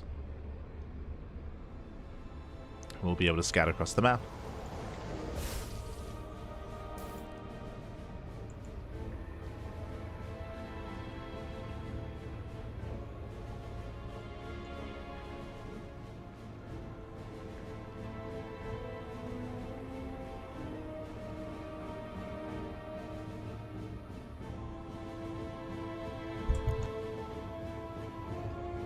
There aren't really any other third base options here, so Clem, he can delay the third base of Solar. Solar, he doesn't pull out of gas. Hello. He doesn't pull out. Are we going into roaches? Link speed is on the way, but we're still staying in gas, by the way.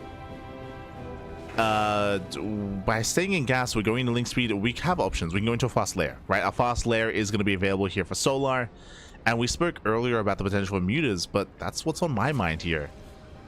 Mining gas, lair is going to be an option, and we could rush into muta play.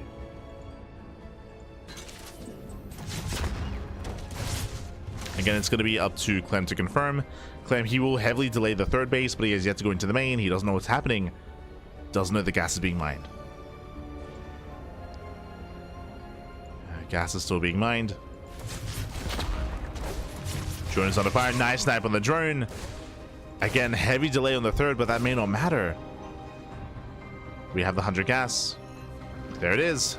320 lair timing. This screams 2-base muta. So 2-base muta out of Solar.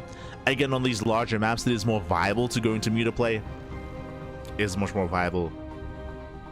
And it's a great way to gain map control, to contain the Terran player, and to get comfortable back at home. So yeah, Solar, his third base is late, his droning is late, his economy is going to be a little bit lackluster, but that doesn't matter. Not when the goal is to take up into mutas. Oh boy.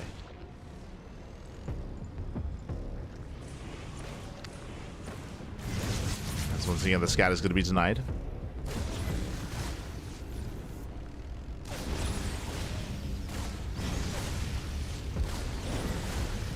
Clem does not get in. Hand is going into Banshee play. More gases are being taken. Again, as I mentioned before, when seeing the layer timing, it should be Muta play.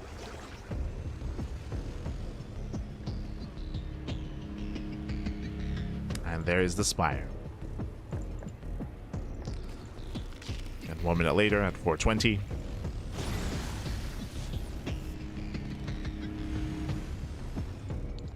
Now, this can be punished if Clem realizes what's going on. The problem here is that, again, he hasn't seen much at all. Clem is still very much so in the dark. He pokes in, he pulls away.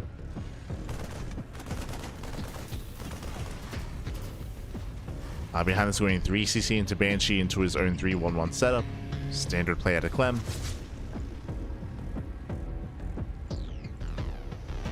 And we'll see the Banshee's going to scout. It does scout the gases, okay. And that's a tell. Like, seeing gases this early on is a massive tell, so he knows. He knows that something is wrong. Technically, this could be Roaches still. It could be a Roach Warren hidden behind this into Roach heavy play.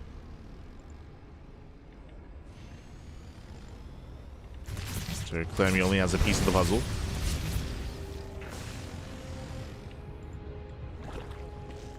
Didn't see the nest, didn't see the Spire. Muta production has begun.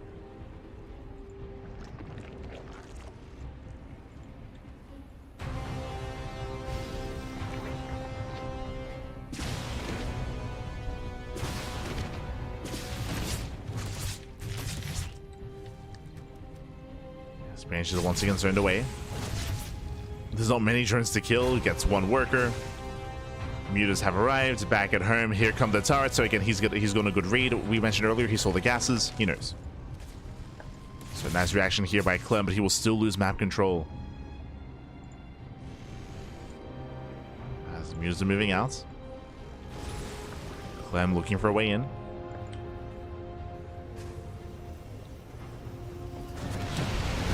Gets one of the Banshees for a Muta. Yeah, one Muta goes down. That was an expensive trade. Let's get a couple of SCVs. It's going to be 3 SCVs going down.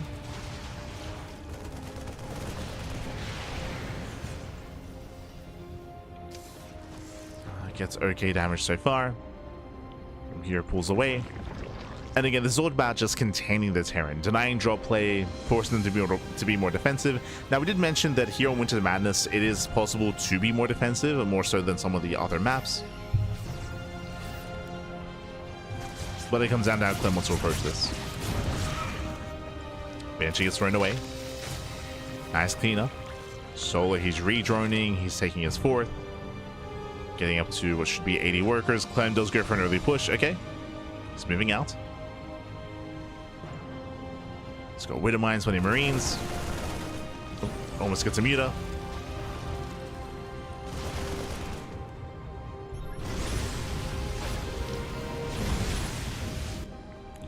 Sully fails to catch reinforcements. Right now, Sully, he's vulnerable. He has Baleen speed, but no melee up or no upgrades, no carapace, no melee. Sully, he fails to catch reinforcements. But Clem doesn't push up the ramp. Doesn't like what he sees. Not bad. Mutas, they do go to Widow Mines. Medevac barely gets away as well. Oh no! That's Widow Mine shot. But Clem is taking too long. He denies a lot of creep, but there's plenty of Link Bane. As Hellbats are cleaned up and solo defense. Solo, he defends back at home. Oh, brutal mine shot. The mine connections, they have been decent here.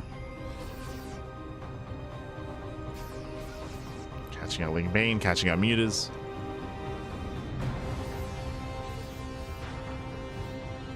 And so far, these Mutas, they've achieved some damage, but nothing major yet. Just a couple of units here and there. Couple of workers. Clem going for a split push. Solo's keeping up. He's keeping up the drop order at the main army. And Clem sims in. He goes right into the natural. Takes down the queen. Takes down a couple of overlords. Clem is being shred thin. Gonna be cleaned up. Let me shut down. There's a cancellation. Moving in on the right hand side. Solar, he's barely keeping up.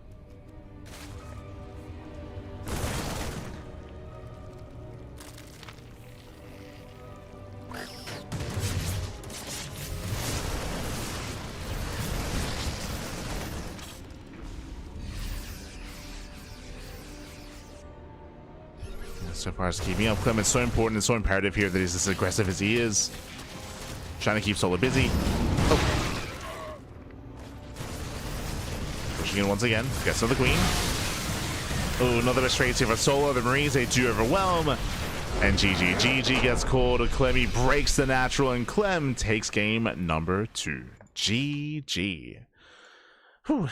GG, well played against Solar. He did get into his muted play, but as you saw, he didn't really achieve anything with it. He got 3 ACVs. He got 3 ACV kills. He got 2 Widow Mines, a couple of Marines here and there, and he wasn't able to contain his opponents. As you mentioned, going into muted play is meant to give you map control. You're meant to contain your opponents, but Clemmy broke out. Clemmy broke out, was able to bully Solar back home. GG. GG, well played. With that, we're getting into game number 3, and we'll see if Clem can once again punish as we're loading into 10,000 feet. Oh boy, here aggression is heavily favored, whether it's from the side of the Terran or the Zerg. We'll see what kind of build we go for.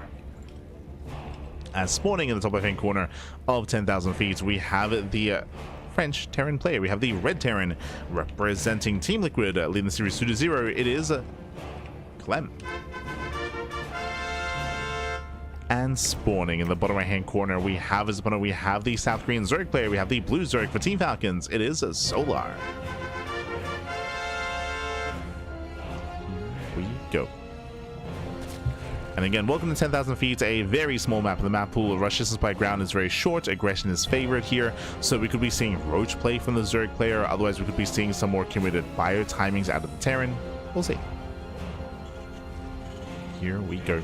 And again, I don't blame Solar for going into mutas on Winter Madness. I do think that that's a good map to go muta on, just because of the size of the map itself. But as we saw, the attack path towards the natural base is very direct. Likewise, had a hard time defending on the right hand side as well. Had a hard time engaging, had a hard time surrounding. It's not as open as, say, the Old Republic or Mothership. The map is not as open. So with that, Soul was shut down.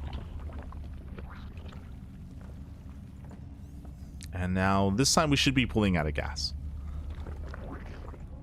Early Spire play is nowhere near as viable here on 10,000 feet. No shot.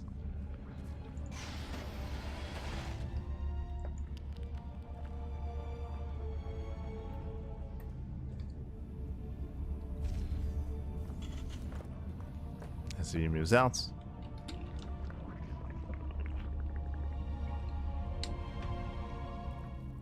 Similar to the previous map, there's only one third base option here, so Clem, he can actually contain Solar on 2 bases quite easily on this map, or at least more so than on others. Checks for mining. Does race over, and no shot, he forces the center expansion. Ah, Solar going for the triangular third base. I mean, it's going to take a while to break through these mineral patches, but we'll be able to expand. Again, there's no shot he's able to take the linear third. Yeah, there's the third base.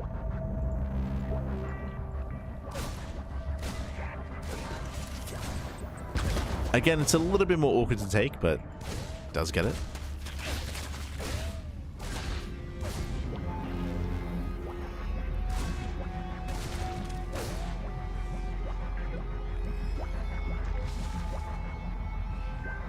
Clem once again going for the third CC.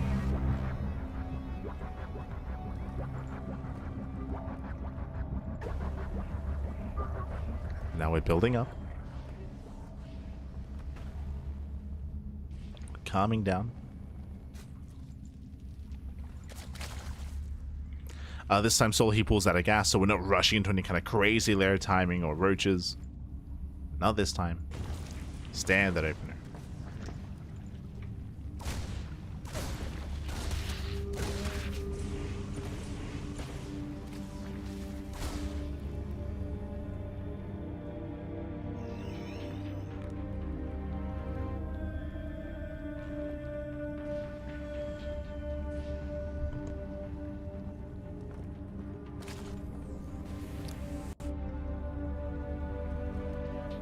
Now, as we're getting into a more standard game here, again, the timings and the pushes from Clem are going to be favored on this map.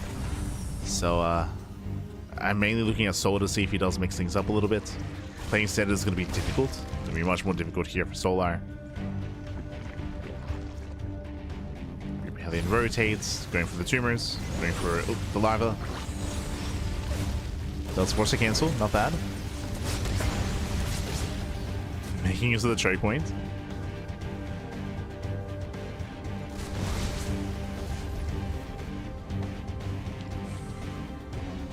And from here, just 3 CC Banshee.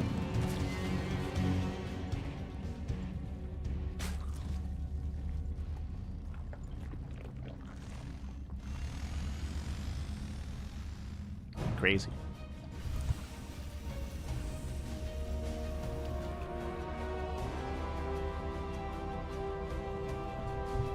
It is going to be a 4:30 lair timing, so we have lair first out of Solar. Being relatively safe. Means earlier baning speed. It does mean later upgrades or later Eva chambers. So just safe play out of our Zerg player. So getting into Ling Bane. So again, we have a slower early game here. It's really just about Clem just poking, prodding, threatening creep. He doesn't really have the option to get into Mineral Lines. The terrain doesn't really allow for that. Jesus. This is getting up to 5 Raxes. Double eBay as well. I mean, in my opinion, I do feel like an A-Rax would hit quite hard on this map. But I don't know how effective A-Raxes are in the new meta. On the new patch.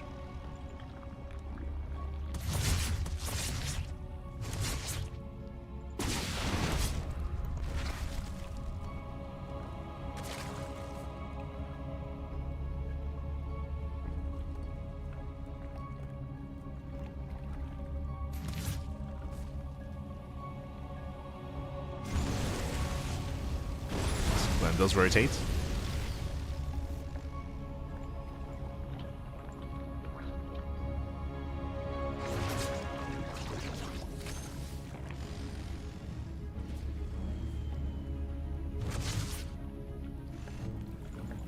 Den is on the way.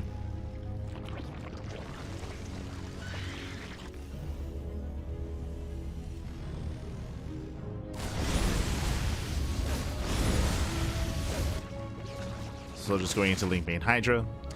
Clem, the second factory here shows us that he's just going to get a 4th. So we're not going for an A-Rax, not going for an all-in. We have the factory on the way. Eventually 4 CC. Clem is just calming down. Just calming down. Playing standard. He's expanding towards Solar, so this will allow him to reinforce even faster. Push out. He can be the aggressor.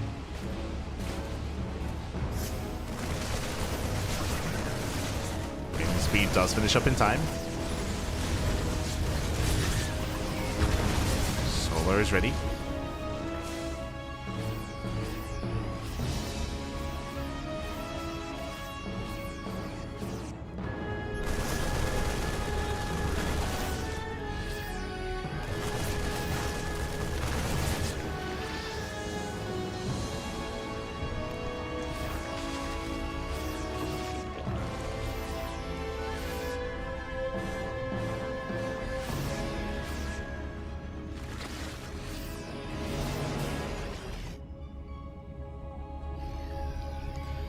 Clem going for a split push. Thankfully, Solar he did split up his army. So he has Queen Ling Bane on one side, we have a Hydra Ling Bane on the other. Solar he is ready. Oh. Base out of Mind Shot. So far so good. Diving on the Queens. Nice target firing so far. Hellbats they move in, and Queen goes down. Yeah, better trades here from Solar. Straight from Clem.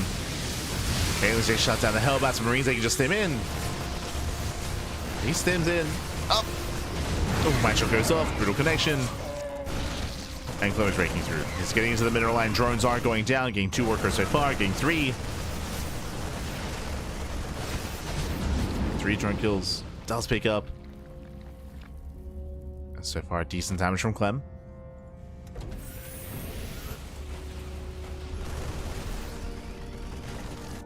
Here comes a fourth base. The scary thing here is that the fourth base is getting up and running unimpeded. Solo is stuck defending.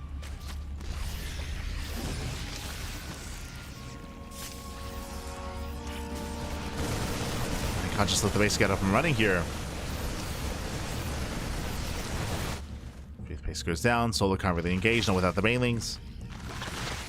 We're taking him into lurkers. Now, things are looking a little bit dire here for Solo, but once he can take him into lurker tech, he can slow the game down. So oh my god. He can slow things down with lunkers, but he has to survive first. You have to survive until the lunkers, but yeah. Oh god, the mind shots have been brutal this game. They've been insane. Brutal mind connections. Marines, they step in. Nice target firing.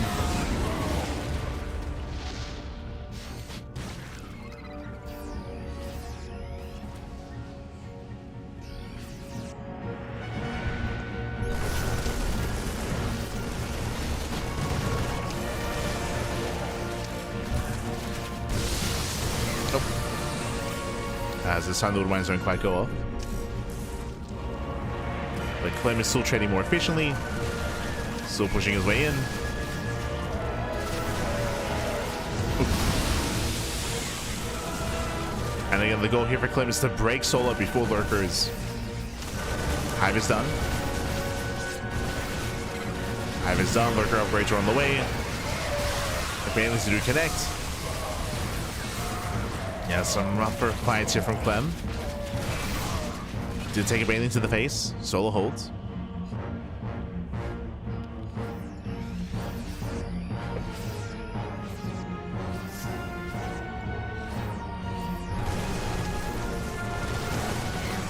So he holds on. He gets sniped. Oh, oof. And Solo, he will be able to clean up this drop at least, but alas, there's still more where that came from. Clem is so close to breaking Solar. He's moving in, catching out more queens. Oof. And catching out with the lurkers as well. And drones are falling. Brutal losses here for Solar. Losing 8 workers. 8 drones go down. Did I say 8? No, it's getting out of hand. 17 drone kills. GG gets called. Brutal damage, and Clem will extend his lead even further. Oh, claiming the game on 10,000 feet. GG. GG, well played. It looks like I was a little bit misinformed here. So with that, Clem does take the game. Now, my assumption was that Clem had taken the first game, but it looks like that isn't the case because the series does continue here. It does continue, and we're going to be loading into satellite years. Let's go. Let us go. As we are getting into our next game, so Clem does lead the series 2-1.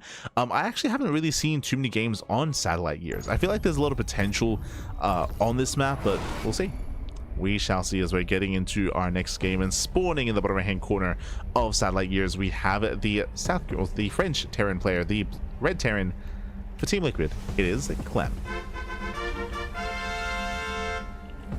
And spawning in the top left hand corner, we have his opponent. We have the blue Zerg player, the blue Zerg for Team Falcons. It is Solar. Let's go. Now on the previous map, there's a reason why we emphasize that aggression is favored on 10,000 feet. I mean, you saw it come into play. The map is very small. Aggression is heavily favored on this map, so it makes it easier for Clem to be aggressive, to be in the face of Solar. That's why I was assuming that we were going to be seeing something different, like a Roach heavy style. Roach play is typically considered to be safer in ZVT, but Solar did go Ling Bane, and he did struggle to keep up, struggled to defend, and eventually was broken. With that, welcome to Satellite Years. Satellite Years is an interesting map in the map pool. Has a decent rush distance by ground. I would say it's on the more kind of like middle of the road when it comes to the size of the maps, but it has an interesting feature here, the third and fourth base. You can see here that we have a very secure 2-base setup. The third base is more exposed. There is an entrance, there is an area here in between the natural and the third base that can be abused for sure, and the entrance into the third is also very wide on the left hand side. But if you can maintain your third base, you can, bam, take the fourth right next door. You have basically a fourth and a third right next to each other. So if you can maintain your third, you get an easy fourth expansion. The fifth base is more difficult to take. That is kind of. It depends which base you go for. The space here on the low ground is going to be more difficult. The triangular third base will be a little bit more secured. There is some high ground next to it, but you do have the option to expand over on the right hand side as well and take the gas geyser. I feel like Protoss players are going to be wanting to expand away and expand linearly. Terran players and TVZ have the option to expand forward to take this low ground base and then expand forward towards the Zerg into the high yield gas geyser, which will give a massive boost to the economy here to the Terran if they go that route. Ooh, as Solar, he's denied the linear third. I wouldn't mind was there were a lot of brutal mine shots. There were a lot of insane mine shots in that last game. For sure.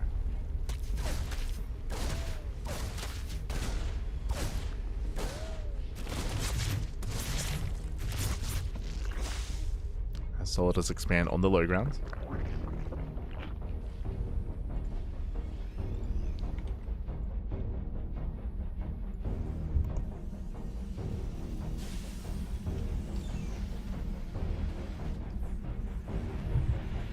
Third TC out of Clem.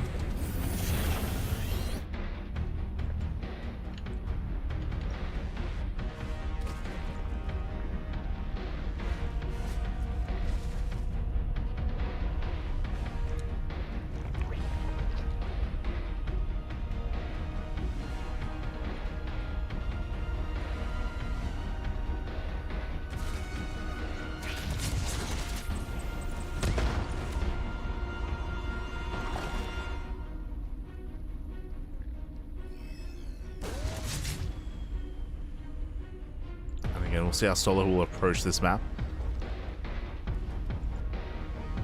I'm a little bit surprised again he didn't play Roaches on 10,000 feet. We might see it here. Would be an option. Especially with the terrain, I can definitely see committed Roach all-ins achieving quite a lot of damage here on satellite years. Abusing this area in between the bases. But we'll see. Solar, he does stay in. Okay. He pulls back into gas much earlier on. And with that excess gas, are we going for the Roach Warren? What's the plan? As he has over 100.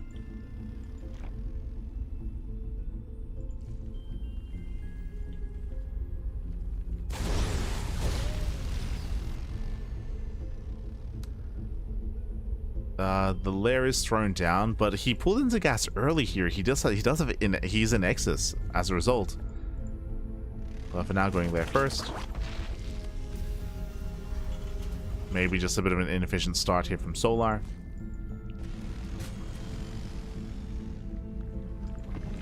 Aliens say threaten to dive. It is going to be Lingbane. Okay, it's going to be Lingbane. So yeah, Solar, he pulled in the gas early, but it looks like it was just early.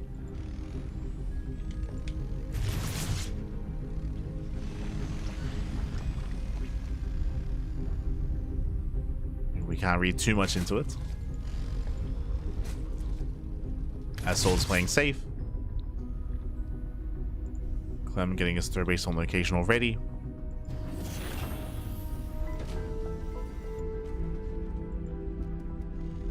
And Clem is building up.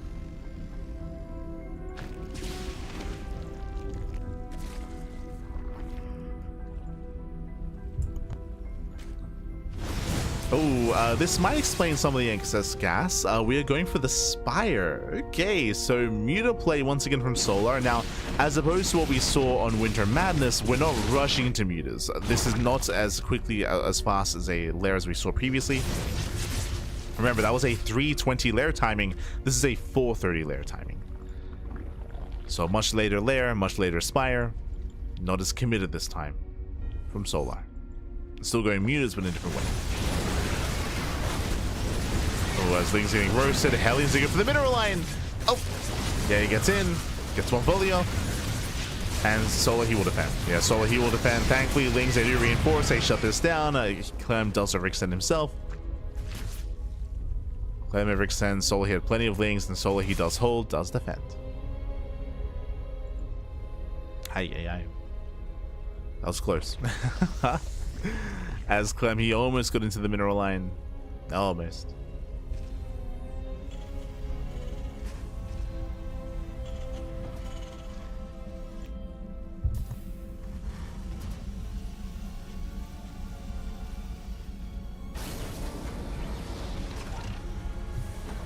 Clem's just playing standard. Checking his vision, he did see the gases at the third base. That is a tell. You will not take gases this quickly. There's no reason to. So behind this, yep, turrets. Turrets are on the way. Very nice read here. Clem, he hasn't seen the Spire, he hasn't seen the mutas, but he saw the gases, and that is a tell, and enough to make him respond with the turrets. So we have a turret in each mineral line.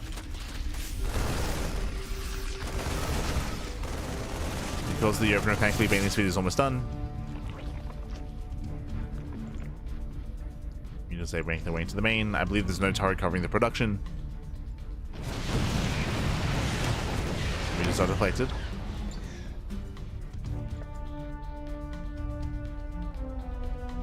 Yeah, the turrets are everywhere.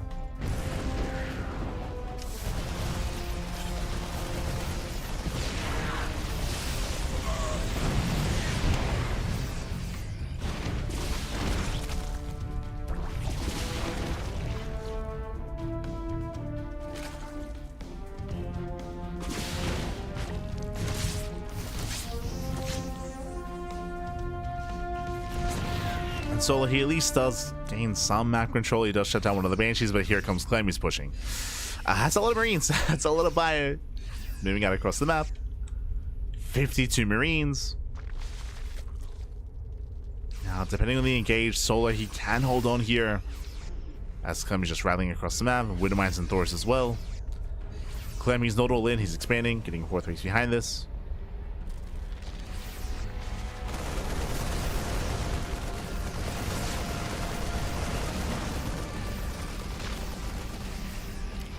Does attempt to engage.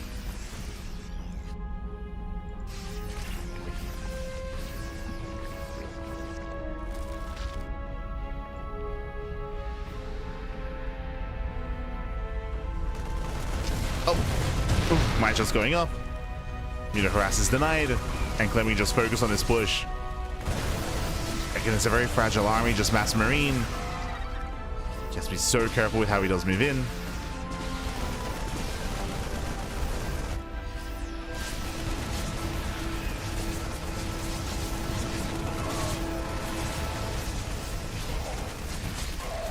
Yes, oh, there's once again the mine just a brutal. I get, yeah. Mine shot goes up, shuts down a massive chunk of the Banelings.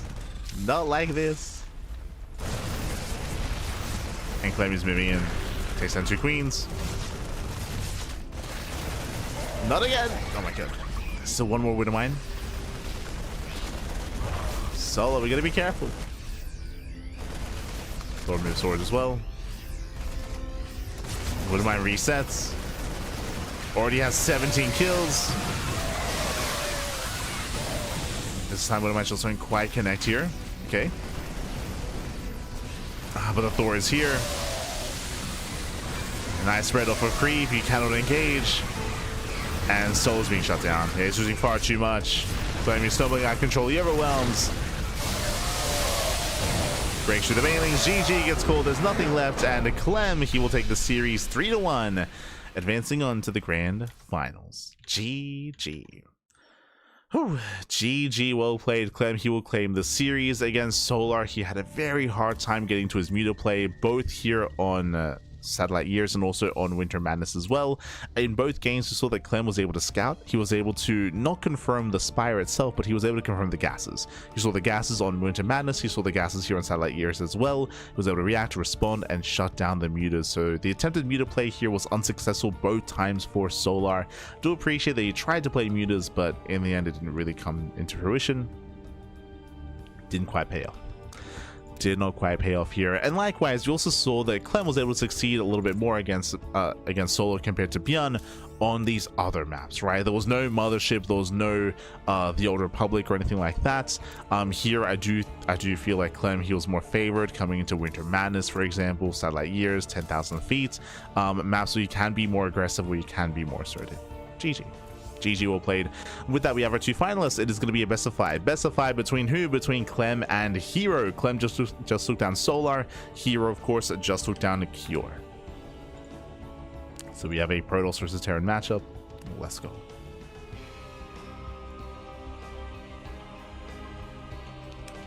Un momento.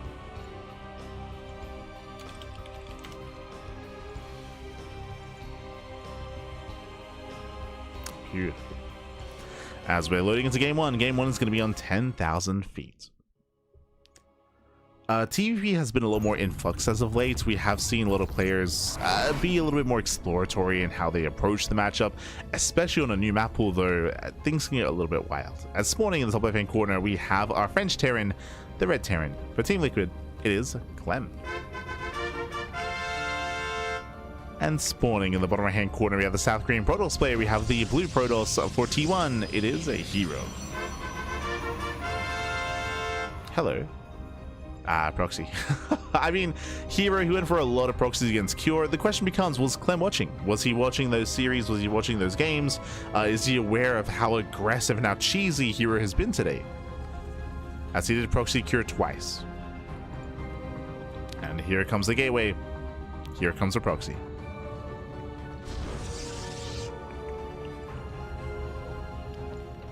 So he's got one gateway at home, one gateway across the map. Welcome to 10,000 feet, a map where, I mean, a much smaller map in the map pool. We're expecting to see something more tech heavy out of Clem. So this is a big gamble here from herO. Let's go.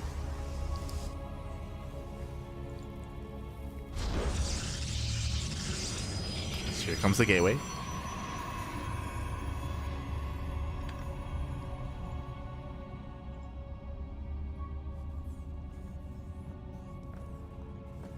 Here's been mongering some cheese, has he? Oh, specifically in this tournament, right? In this tournament, he did cheese Cure twice, if you recall. He went proxy 2 gate and he went proxy 1 gate against Cure. I was doing it here against Clem.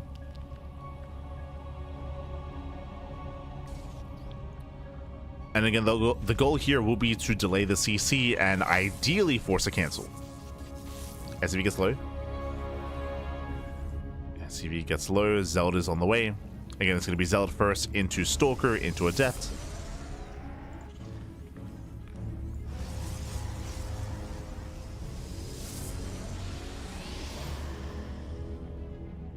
So Zelda does move out.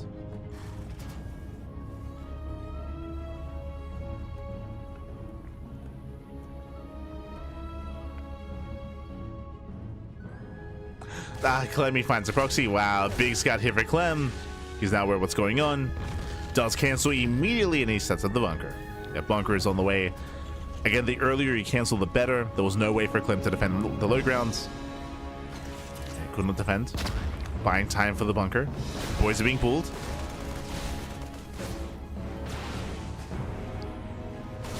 Clem just trying to buy some time to pull away those weakened SCVs. Not bad. We lose 1. Very nice defense here. 1 SCV goes down, shuts down the Zealots, and the bunker will finish. Can he even get the Stalker? No shot. Up! What a mass! 1 more shot, gets it. Stalker goes down. Reaper does not get away. Yeah, barely not, but we have a full wall up here. Bunker is complete. Deck gets in.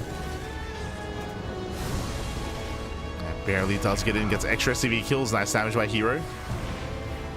herO takes down 3 more SCVs. Delays the command center. Initially, Clem, his defense was nice, was solid. It was impressive, but he's losing too much. Losing 4 SCVs. Ay, ay, ay.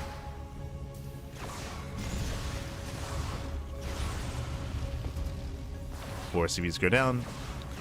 And behind this, hero's expanding. Right here, he's expanding, getting his natural, building up. Say that here he does have a, so far, a cleaner start. Taking up into Blink. Twilight Council is on the way. I mean, I say Blink, we could go into Charge instead. It depends if herO believes that Clem would go for a 2-base all-in. Charge will shut this down. We can see we have 2 more Raxes before the starport. This is hyper aggressive out of Clem. Delayed starport, delayed drop play in favor of earlier stim and earlier fire. Here he didn't see the Raxes, so he's not fully aware. Didn't see the Raxes. He wants that Cyclone. This Blink is going to be on the way. Gets a Marauder. Oh, this is getting out of hand. Yeah, this is getting out of hand already. He's out 1 Stalker.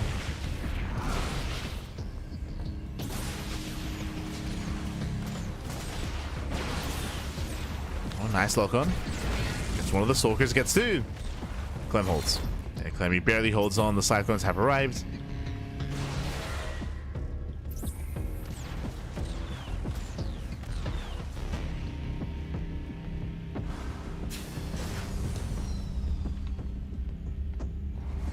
Clem is holding on.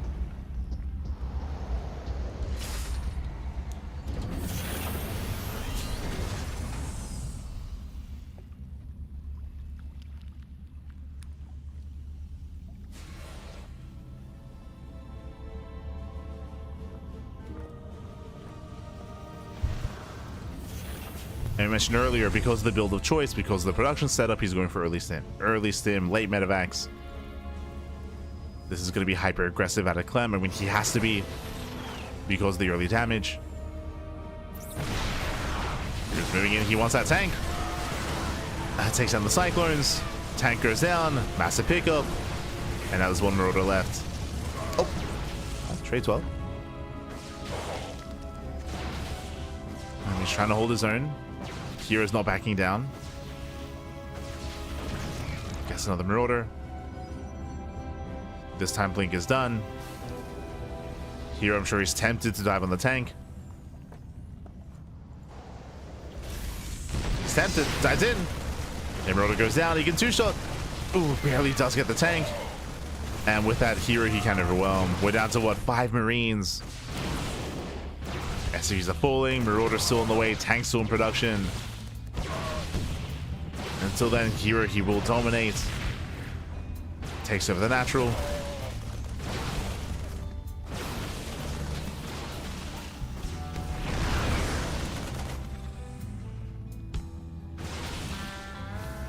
Denying more mining, killing more SCVs.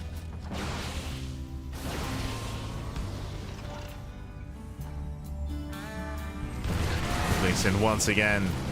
Ooh, it barely gets the tank. We'll take 2 shots to the face. So extra damage gets dealt.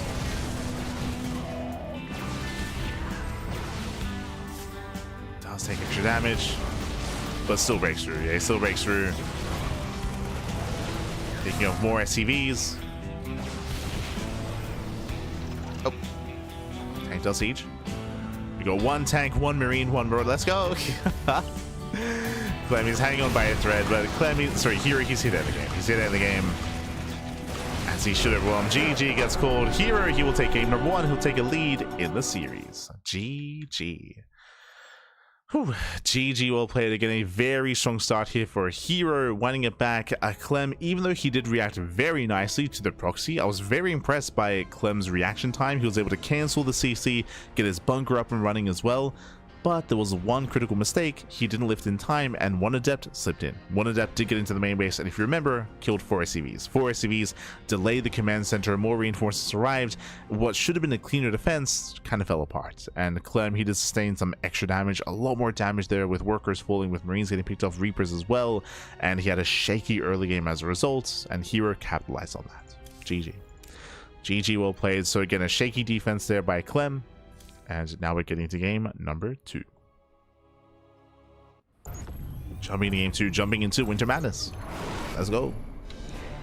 As spawning in the bottom right hand corner of Winter Madness, we have the French Terran player. We have the Red Terran for Team Liquid down in the series. We'll see if he can bounce back and make a series out of this. It is Clem. And spawning in the top left hand corner, we have his opponents. We have the South Korean Protoss player. We have the Blue Protoss. For T1, it is Hero. We go.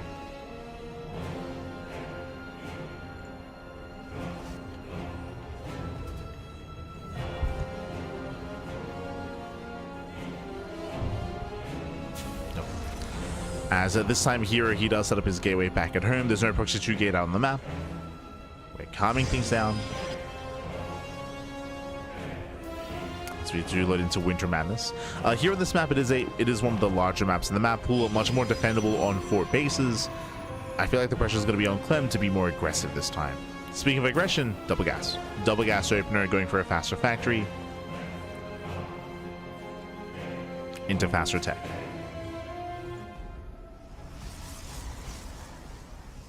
So we'll see what Clem can accomplish.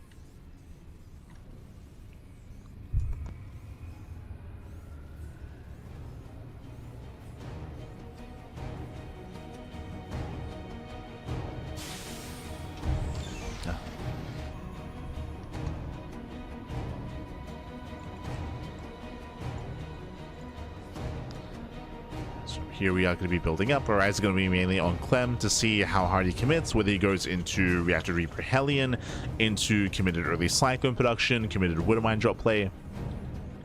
We'll see. Keep an eye on Clem. Likewise, because the map is so large, here I'm sure he's going to be tempted to be greedy. He could go for 2 gate blink into a faster third base. We'll see how many gateways he gets up to. We'll see where herO does decide to cut some corners, if at all. If at all.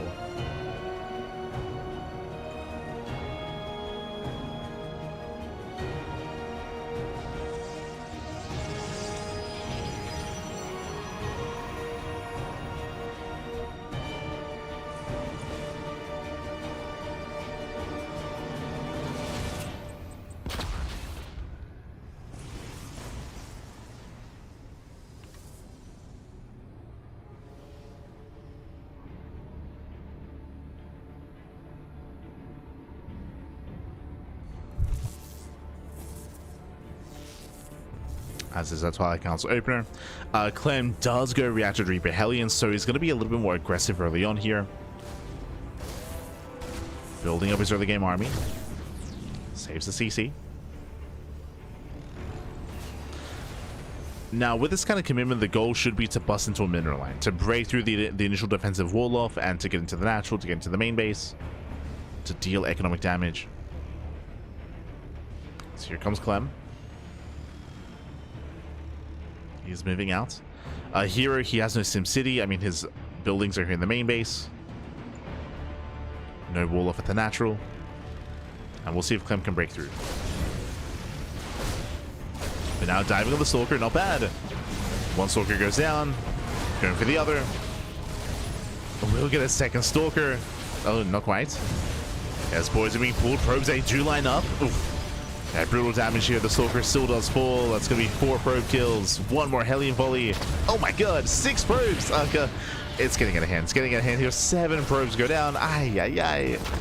7 probes and 8 probes and 2 Stalkers. And that was a better trade for Clem. Much better trade. And we did emphasize that again, herO, he did have just a massive opening into his natural. There was no wall off. There was no Sim City. So Clem, he had free reign. And this is a much stronger start for the Terran.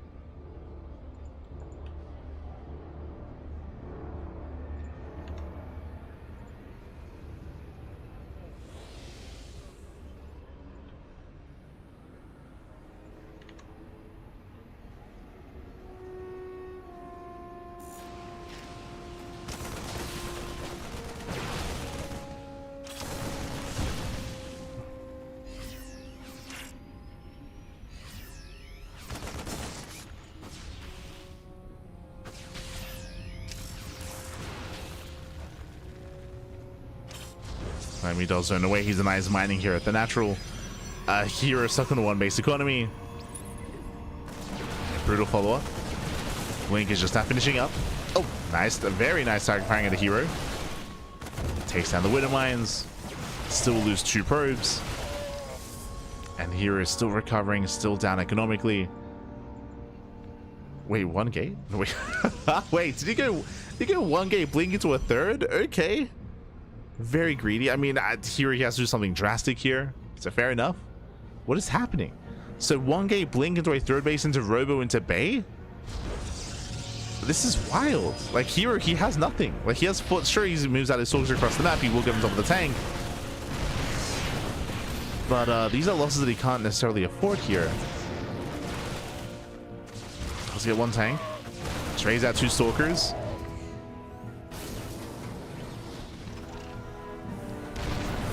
This opener from herO is very experimental. And because of it, herO, he doesn't really have much to work with. herO, he has a very small army. Just because he only has 1 gateway, and he's so tech heavy. It's like, this is so greedy. Going into Robo, into Bay, into Twilight Council, into Charge now? If Clem were to move out anytime soon, herO should just topple over, right? Like, no shot.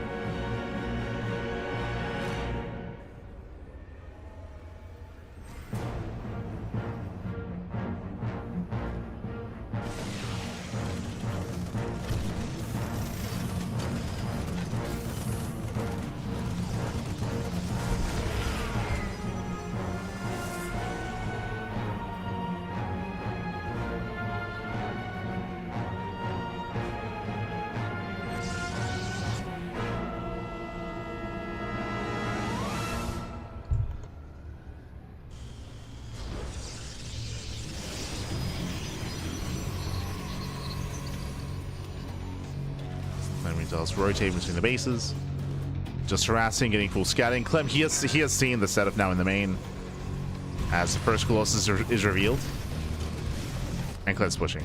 Yeah, he does move out. As we mentioned before, this early push here should be quite successful just because herO has so little to work with. But is Clem taking too long? And once the observer does get it. Observer goes down. Third TC is on the way. Clem is expanding. And Clem has double the army supply. Oh boy. That's engaged though. Yeah, Colossus shot's going off. Does get one of the tanks. Clem sims in. He wants a Colossus and he gets it. Yeah, one more shot. Colossus goes down. And as we mentioned, again, this army is just so fragile because of the low gate count, because of the low amount of warpins. The Colossus are exposed. Like, they have no support. On their own here, they can't really threaten too much. They've got 3 zealots. 4, 5. Okay, we got 5 zealots. Let's go.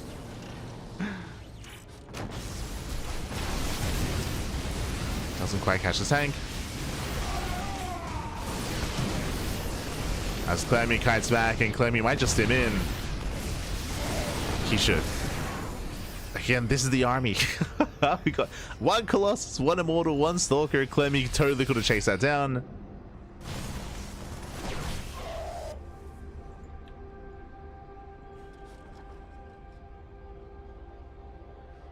And he's just waiting for his reinforcements.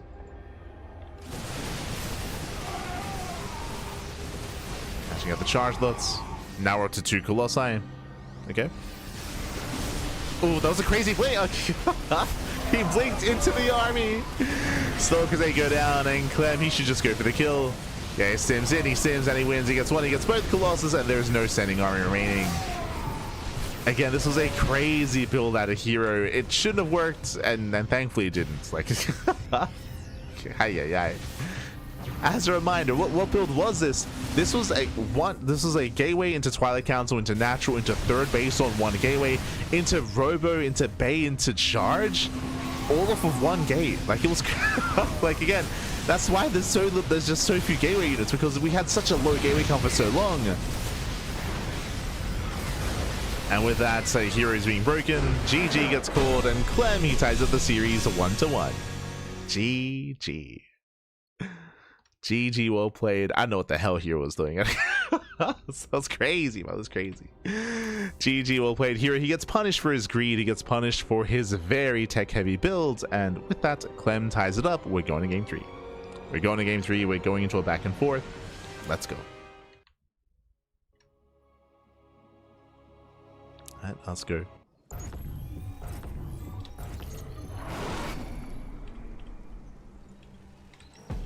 As we're getting into game 3 to determine who will take a lead in the series, and spawning in the top left hand corner for the first time tonight on Title Citadel, we have the French Terran. For Team Liquid, it is Clem.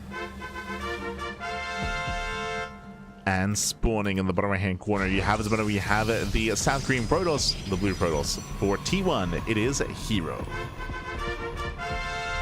Now, when it comes to herO's build last game, I mean, there is a world where you get away with it. That is if the Terran player is very passive, right? If they are passive, then herO, he can get away with just cutting as many corners as he did. Unfortunately, Clem scouted. If you remember, with his Raven, he got across the map, he scouted the main base, he saw how tech heavy it was, he saw the Colossus, and that prompted Clem to move out. So it was an informed decision for Clem to be as aggressive as he was, and herO, unfortunately, he was hoping that he could get away with it. He was hoping he would cut some corners.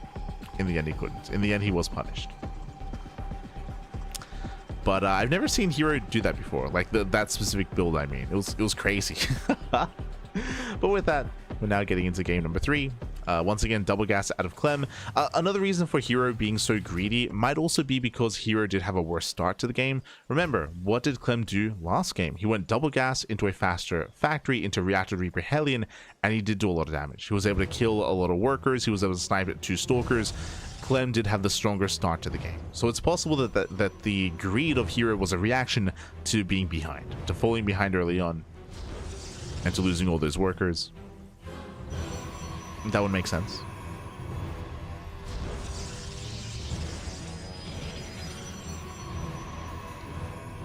When it's 2:30 and you've given up on sleep, monk ass. Oh no. Get some rest, papi. Get some rest. I know it's very late, I believe, in Europe. It's very late in Europa. Get some rest, papi. Take care. Take care. I mean, thankfully it's the weekend, so, you know, hopefully there's nothing scheduled for tomorrow. There's nothing planned. So it's okay if you can be a little bit degen. True. As we do see Clem once again going Reactor Reaper Hellion. So it looks like the same opener as we saw last game. Going Reaper Hellion.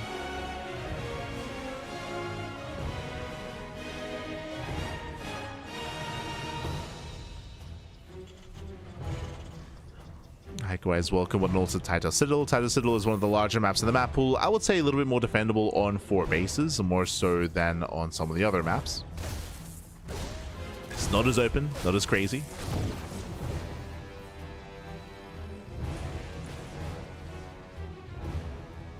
Restless leg area thing. Ah, no. Ah, no. It's all good.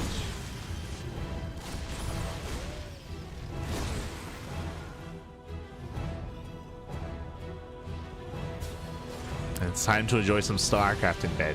True, true. As we do see Clem, he does open up with, yep, double Hellion. So 4 Reapers, 2 Hellions. He's moving out across the map. Just like last game, the goal here is to get into a mineral line and to kill some workers. We'll see if he can. herO does get a safety shield battery this time, so he's playing safe. He does have some SimCity as well. So more defensive setup out of herO, more so than last game.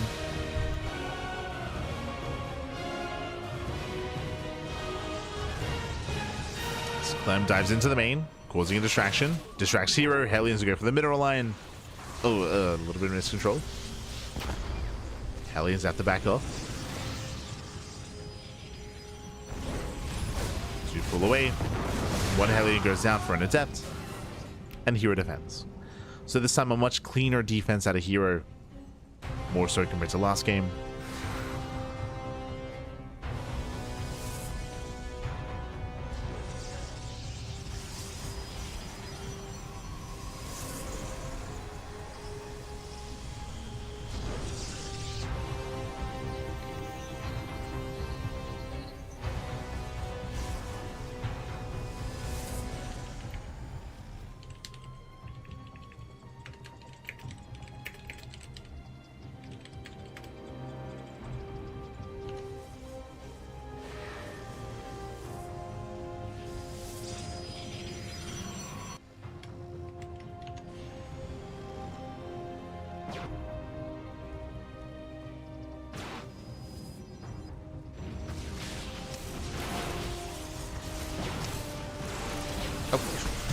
What am I jumping to the main base? Oh no! He comes back too soon! herO! Here he comes back too soon. A probes go down. Ay, ay, ay. herO, he was premature, Pap. He was premature. And again, the mine drop shouldn't have dealt as much damage. Here he does fall behind. And the pressure's now on herO. Setting up for his third. We do have a 3-gate setup. I mean, this was meant to be a safe build. Meant to be safe. And here he's going for the bait. He's going for the bait before expanding. So setting up for Colossus. Building up to the mid game. So far, Clem has had a very nice start. And Clem, you can see he's setting up for the counterattack as well. He's a little bit terrified that herO would just commit on 2 bases. So we have 2 bunkers on the low ground, a tank as well, tank in the main base. Clem is very secure.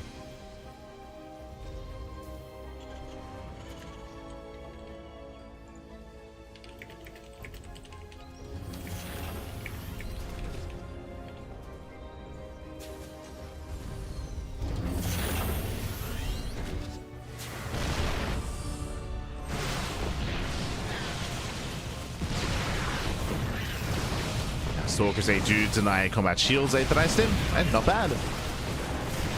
No economic damage, but this is going to be a big delay here for Clem. So here is buying time. So very nice counterattack. As a result, Clem is going to be stuck at home.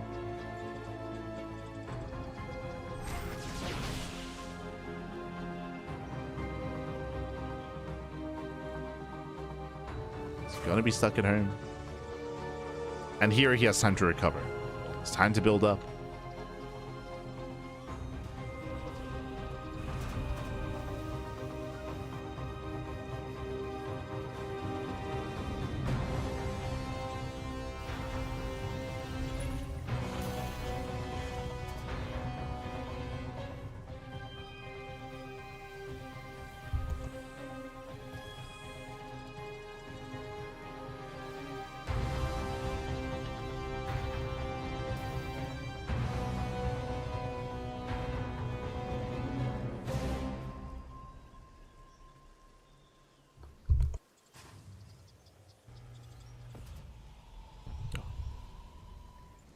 Oh no.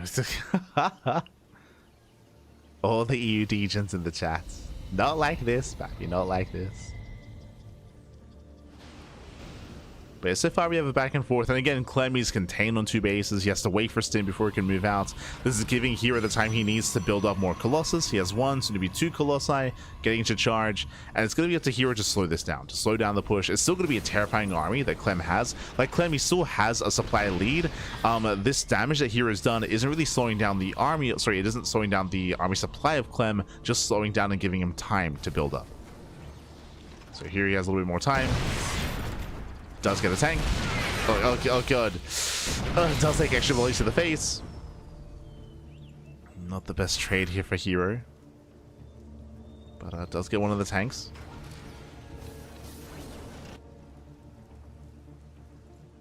Losing all the stalkers does mean that herO, he won't be able to slow this down anywhere near as effectively. Assuming that Clem moves out.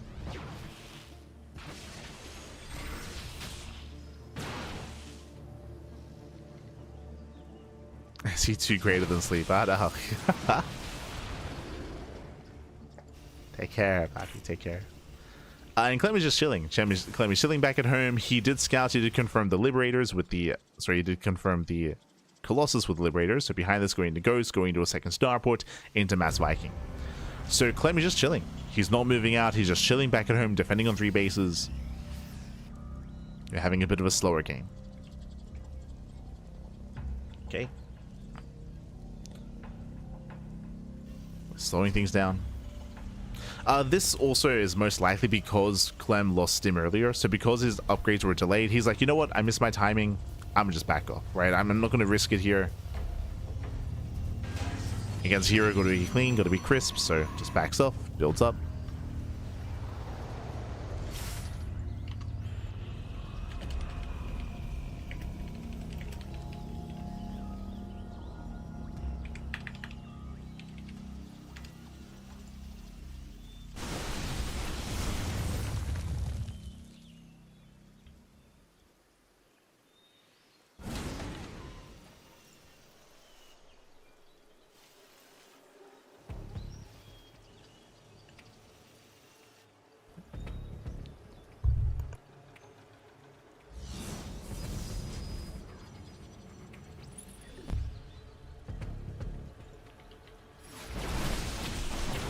As here, he's actually going to be pushing into Clem. Here, we don't have to do this. Here is getting a 4th base. Clem does have the larger army. And here is going to commit in. Oh boy. It's going to be pushing into a concave of Vikings, of Ghosts, of EMPs. Be careful, hero. Yo mismo, big shout to Miguelito. Vindicta. ¿Qué tal? ¿Cómo estás? Miguelito. Good to see you, Pappy. Good to see you. Hope you had a great stream. Hope you had a great ladder session. And welcome one all to the grand finals. The grand finals of PiGosaur Cup number 54. As both armies are maxed. Hero does get up the ramp. Pushing into the concave. Yo, the mass hallucination. Let's go. Colossi then tanks some volleys. As Vikings are going down, and here it looks like he should take the fight. GG gets called, he overwhelms, and herO, he will take the lead in the series 2-1. GG. Whew. GG, well played. A very nice use of those hallucinations. I want to say, what, there were 3 or 4 hallucinations, and they tanked so many Viking shots. There was like, what, 4 volleys of Vikings just wasted on hallucinations, and herO did get on top of the ramp as well. He had the high ground, had the concave. GG. GG, well played. I was really concerned about herO pushing into Clem, specifically pushing up into the concave that he had set up, but Clem, he rotated. He rotated over towards the low ground instead. Clem was out of position. GG. GG, well played. With that, herO does take a lead, and now we're loading into Throne of the Dunes. herO is 1 game away from claiming the series. Meanwhile, it's going to be on Clem to recover, to bounce back. Hey.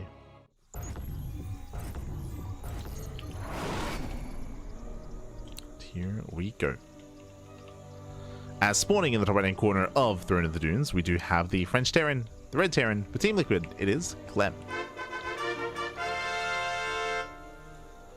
And spawning in the bottom left hand corner, we have his opponent, we have the blue Protoss player, we have the South Green Protoss for T1, it is herO.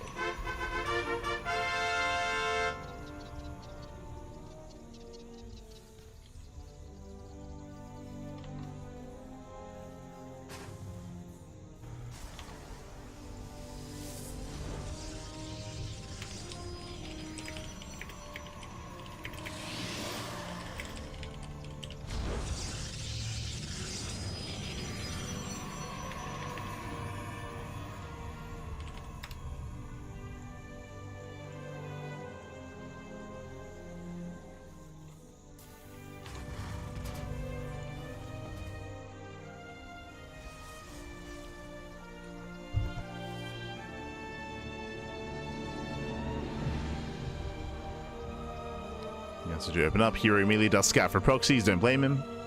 Does check nearby. And welcome one also Throne of Dunes. Throne of Dunes is going to be one of the larger maps in the map pool. Here, getting up to 3 bases is relatively secure. The 4th base is a little bit more open, but if you can claim your 4th base, you can take your 5th base quite steadily, or quite readily, I should say. We'll see how our players will change their approach. Again, we had a bit of a back and forth. Clem had a very nice start, killing a lot of workers of herO. herO was able to counterattack, delaying Clem's push. Clem, he was faster than Max, but he was being more defensive. And again, Clem was caught out of position. Here we go. This time, Clem does go for an economic start. For the last 2 games, Clem has been going for a faster factory into Reactor Reaper Hellion. Not this time, though. Not this time, does go for the faster CC.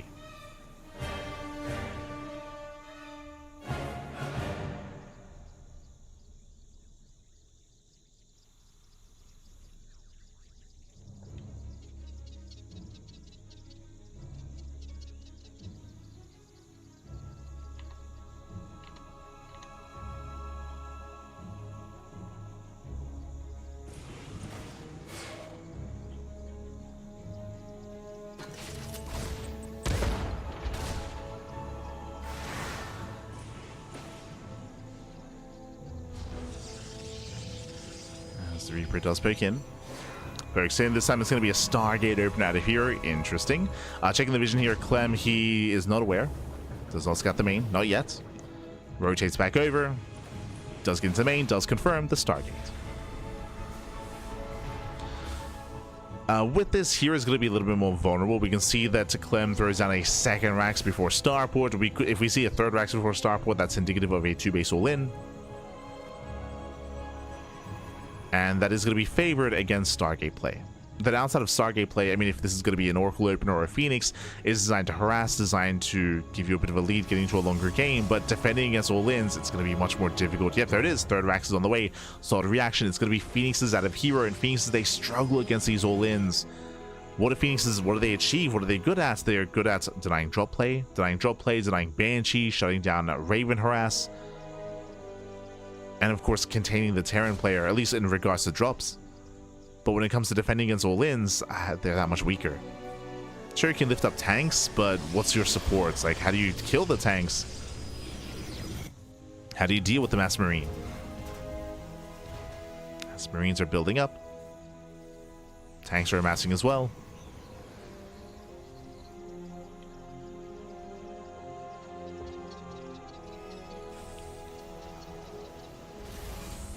And this is going to be a stim timing.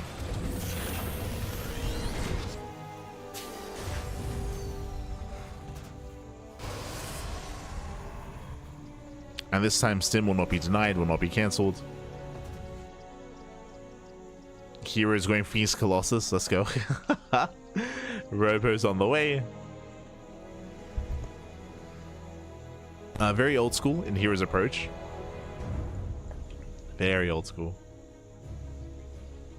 By old school, I mean like 2 years ago, 3 years ago.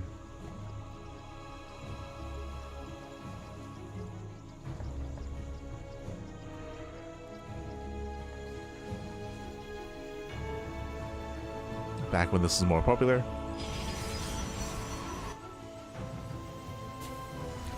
Clem should be pushing with around 3 tanks, so we're almost there. Stim is almost done. Third tank is almost complete. Reaper confirms the Phoenixes. The Bay is on the way, and the goal should be to break herO before Colossus. And we'll see if he pulls the boys. Clem is moving out. Yep, the boys are being pulled. Here comes a 2-base all in. Oh no! One Phoenix goes down already. And again, there's nothing to defend. We're still a ways away from Colossus. It's going to be 1 Immortal, I believe. Barely 1 Immortal in time. And again, this is just a really nice reaction from Clem. And this is also you can also see why this build that herO is going for did fall out of fashion. Did fall out of favor. Due to the rise of 2-base all-ins. Marines, they start to step in. They're holding onto that stim. He's holding onto a tank stable siege. Bullying herO away. The Colossus is on the way, but there's Nartosis pylon. Oh, and the pieces are being focused down. And Marines, they break through. From here came the production. Boys are being pulled into tank volleys. Aye, aye, aye. Yeah, brutal tank shots. Immortal goes down. And with that, there's nothing here. There's nothing here. GG gets called. Clem does snowball out of control, and we are going to the ace match. GG. Whew. GG, well played. We're going all the way to game number 5. And again, it was a bold move by herO. We still do see Stargate play every now and then, especially on larger maps, but Clem was so fast to scout and so fast to react. As soon as he saw the Stargate, bam, he threw down extra racks. He threw down 1 more racks and went and worked towards his 2-base all-in. Did punish, did snowball out of control, and now it all leads into game 5. Going to be loading into the Old Republic.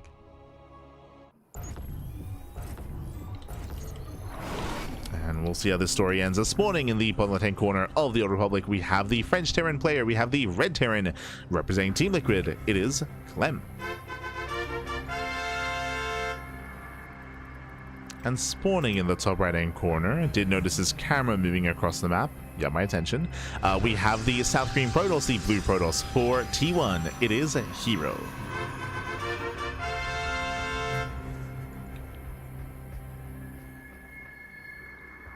Here we go. As herO, he did rally his probe, I believe, here outside of the bases. We'll see if he's hiding his probe. He's hiding his probe. We're going for the proxy.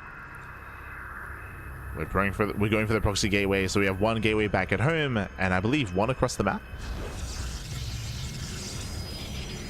This position is much more sinister. So this proxy pylon is actually quite far out here. Usually we would see it at the 4th location. At the 4th proxy locations, it's going to be a little bit further away. So the rally is going to be a little bit more delayed, but is going for the 2-gate. So 2-gate opener. He's hoping that Clem is going to be greedy. We can see that Clem is going for a Rax expand, economic start out of Clem. If Clem goes for the low ground CC, the goal for herO is to force a cancel. Is to delay at least. Is to delay, is to get some economic damage, kill some workers. As this should be a Zealot. There we go. Zealot is on the way. So Zealot into Stalker into Adept. So hyper aggression out of herO. Clem does go for the low ground CC. Now my concern with this gateway being further behind is that reinforcements are going to be delayed, and there's a chance that Clem might just finish the command center. If he can finish it, he can just lift. He can just lift, pull away. We'll see. SCV moves in.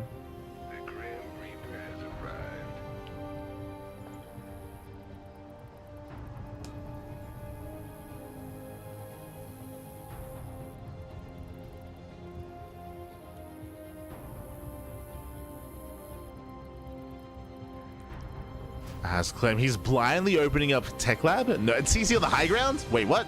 Our SCVs are under attack. Yeah, it did cancel. Okay, it did cancel. So it looks like he did get an idea of what was going on. Cancel the CC, gets on the high ground. Bunker's on the way. Marauder as well. Very nice reactions here out of Clem.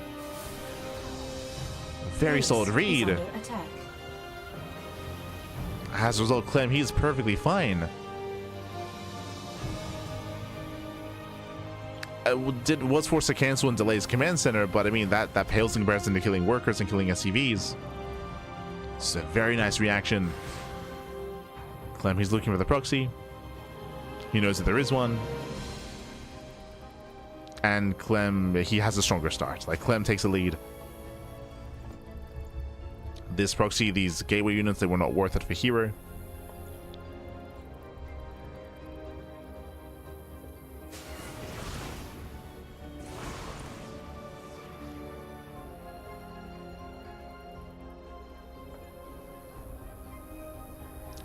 Council is on the way.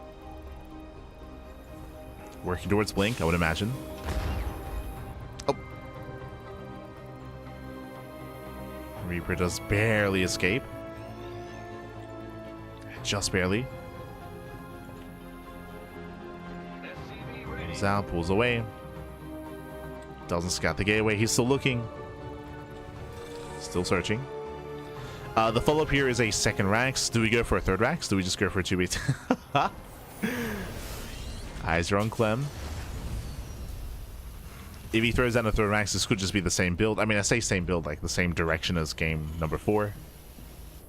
Where we just pull the boys on 2 bases. Yeah, Stim is being prioritized. This does feel like a third Rax. Really fast Stim. Tank production as well. Clem does know that he has momentum.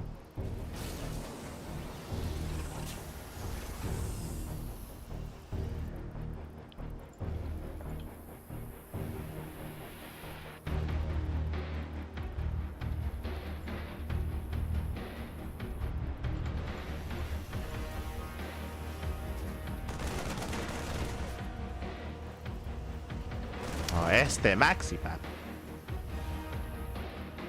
Máximo. ¿Qué tal? ¿Cómo estás? ¿Ese es un replay? Sí. Sí. Sí, es un replay. Third CC is the way. Okay, so Clem, in my mind, was going to be going for a third Rax and committing to a 2-base all-in. Is going for a third Rax, but he's getting a third CC behind this. So Clem is expanding. We're building up into a longer game state. Okay.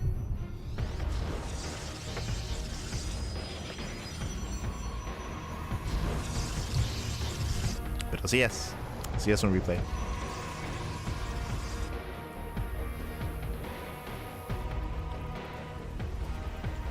So building up the army. herO, he did go for a charge base opener, but because of this, herO, I believe he was expecting a 2-base all-in. I mean, he saw the Raxes. True. Like, he saw the 2-1 setup, so herO, he reads this as aggression. I read it as aggression as well, but Clem expanded, and now herO's about to confirm. Yeah, he sees this. He sees the command center. That means that early charge didn't really achieve anything. herO, he has to move out across the map. He has to make this worth his while. He moves out instead.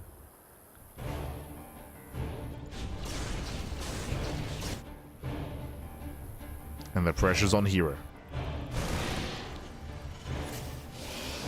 Pressure is on. He's chronoing out probes. Pushing into these tanks is not going to be easy. The boys are being pre-pulled.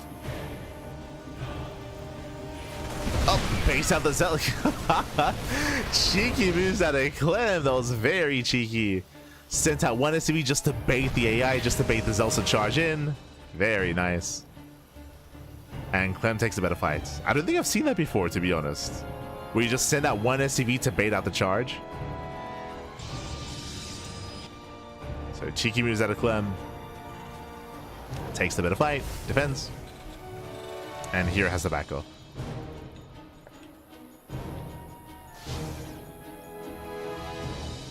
herO has to pull away.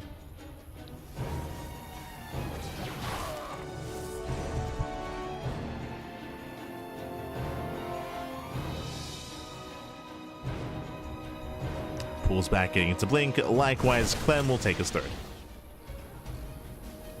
He's taking his third base. Now, welcome to the Old Republic. This is a much larger map. It's much more open as well. We could see Clem just try to be more defensive and turtle heavy and build up in towards a max out army.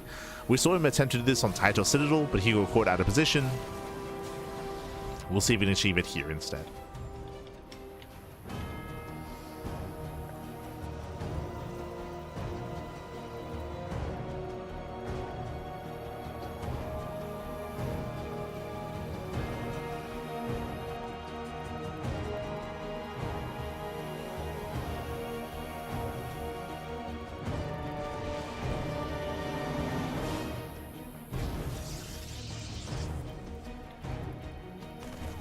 We're building up.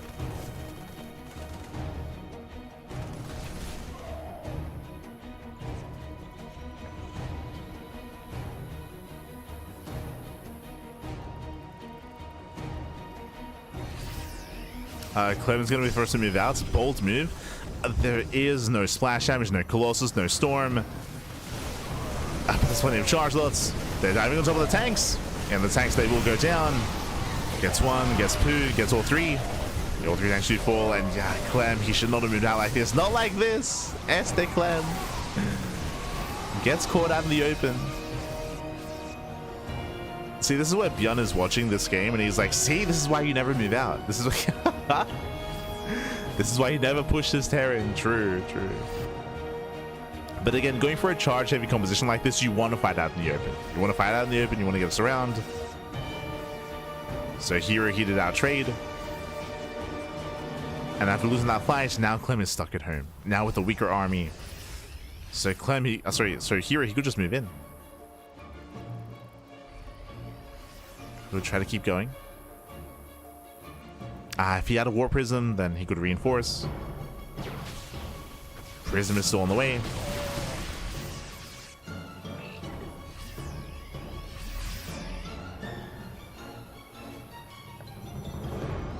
Here comes out War Prism, so it's going to be a delayed push here by herO.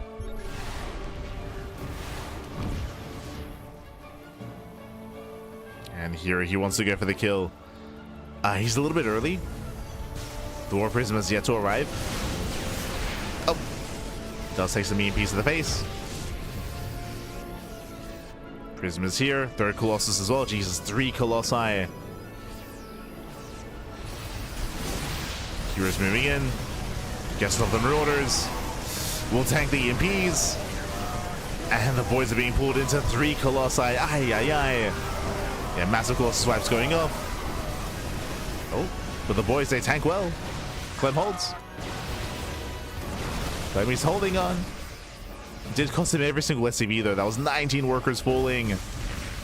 herO's down to 1 Colossus. Wants to keep going. Does want to keep pushing. Oof. Colossus goes down to the Vikings.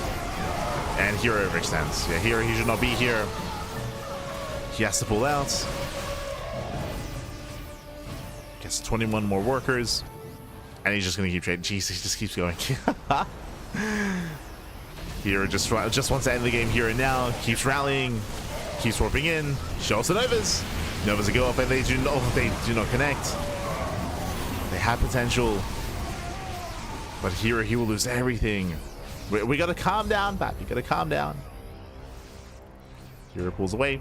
Again, there's a very low gas count. No gases here at the natural, no gases at the third base, at the fourth base. I should say fourth and fifth. So very low gas counts. Warping in mainly Zealot.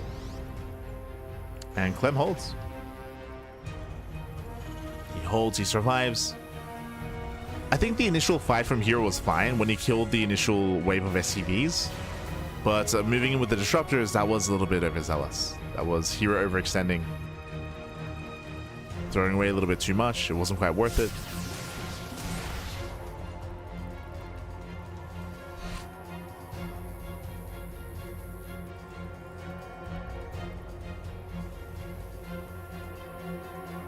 As he's setting up for a drop.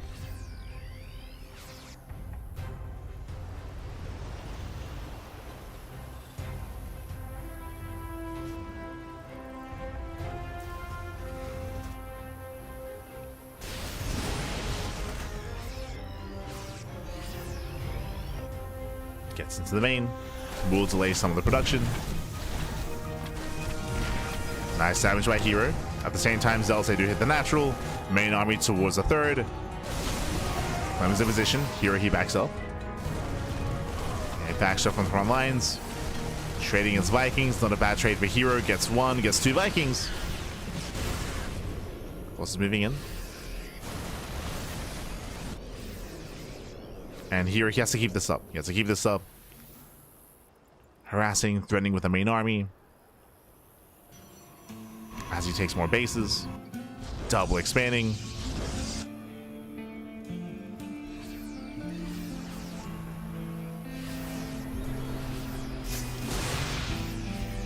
But here he still hasn't taken extra gases. That's my big concern. He's still very Zealot heavy. And there's no other splash damage here. It's still just Colossus. There's no Storm. There's no Disruptors. There's no second Robo. Wait, right? There's a second Robo. There's no third Robo. No Disruptors. So here's army is still a little bit lacking in a head-on fight.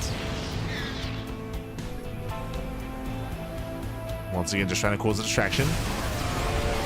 Gets one of the Vikings. Colossus goes down. At the same time, here he does try to sneak in. Does get some reinforcements. Distracts Clem. Does try to distract. SCVs are going down. Gets 5 more SCV kills. Oh. Remember the MP. Colossus goes down once again. Where are the Disruptors, Pat? There we go. they're late, but Disruptors, they finally have begun.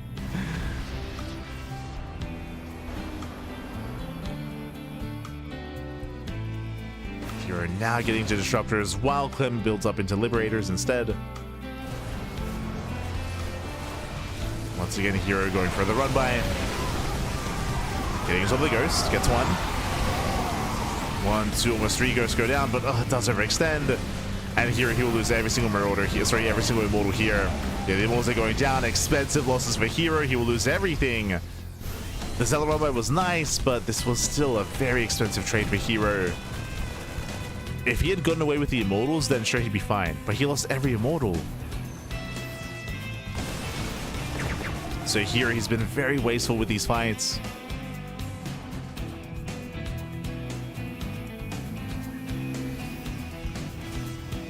The Romites have been keeping hero in this game, but again, he's been very careless with his main army.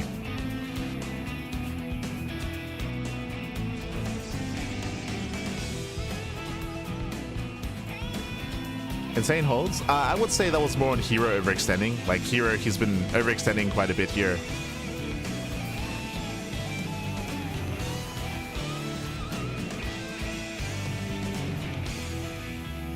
And again, a late switch into Disruptor.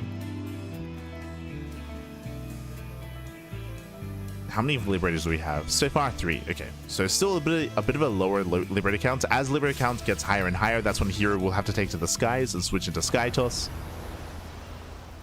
As he finally does take extra gases. Gases are being taken.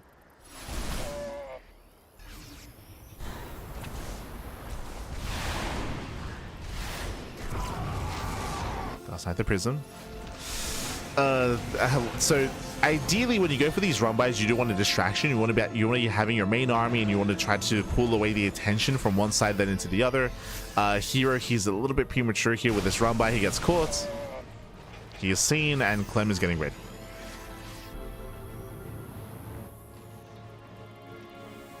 So herO is just getting a little bit too excited. Moves in too soon. herO blinks in, he gets surrounded. Yeah, Novas, they try to connect. They will shut down the Vikings at least, but there are no Colossus anyway.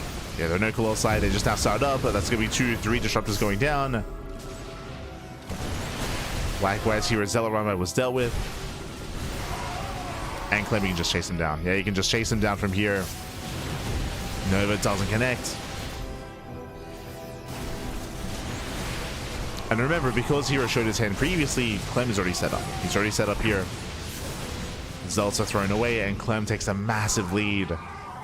And hero's just been so wasteful. This is actually reminding me of the game that we had between herO and ByuN on Mothership, if you recall, where herO was very wasteful against ByuN as well, and ByuN was able to defend, able to take better fights. The difference though is that ByuN never pushed. ByuN, he never counterattacked. It took him, what, like 20 minutes to counterattack. Clem should be being more active here. Should be recognizing like the advantage that he has. As Clem is maxed out. We can see here is ready for another run by, this time with Dark Templar.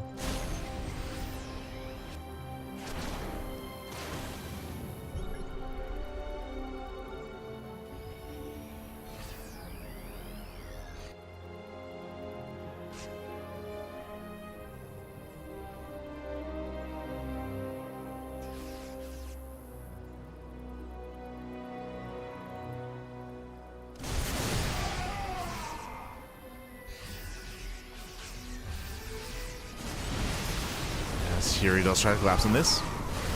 This time with a couple of Colossus. Fighting count is low. Colossus, they can be much more effective this time. As Clem is moving out. Here he's not really ready defensively here. His bases are exposed. Here he's up to 4 Colossus. He can now take a much better fight here. Oh, gets a lib. Liberator goes down. Gets 1, gets 2. He's going to get all 3. Yeah, snipes all 3 Liberators. Clem is fighting with half his army. The boys are being pulled. Colossus, they wasted DPS on the CC. Wasted DPS, Fabi. Get in there. Ay, ay, ay. Yeah, Colossus, they just A move at the command center. Not like this. Again, here he's making a lot of mistakes here in the mid game forward. We gotta lock in back.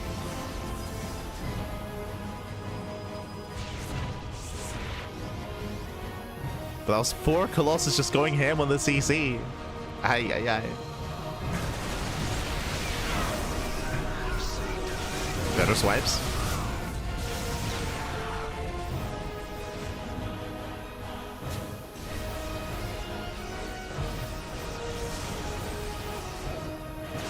Yeah, Clem is getting ready for the surround.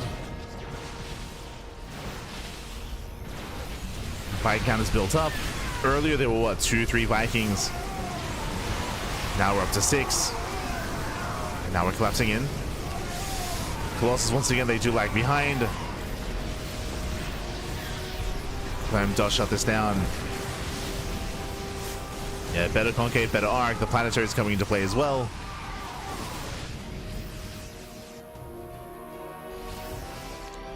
Now here he still does have a bank. Like he can still afford to have worse fights and worse trades.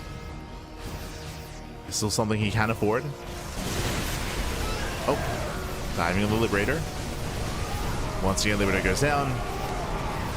But here he has to be so careful with this army. Again, Colossus, that because of their range, they're so prone to just being stuck on buildings.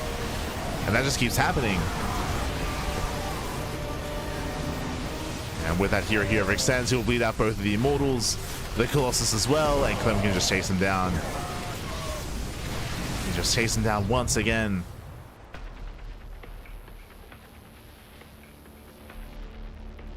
And here he doesn't have the gas to afford these trades.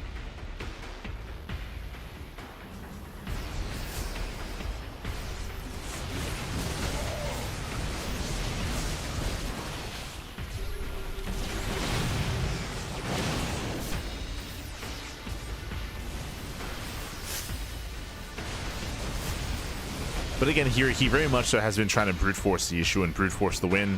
That's been the case for the last 10 minutes. That's and initially it was working. Like initially herO did have the lead, he did have the advantage, but very quickly he extended, took some bad fights.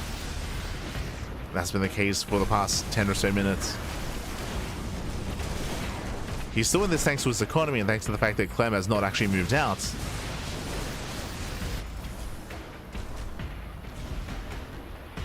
Oh. herO trying to cut Clem off.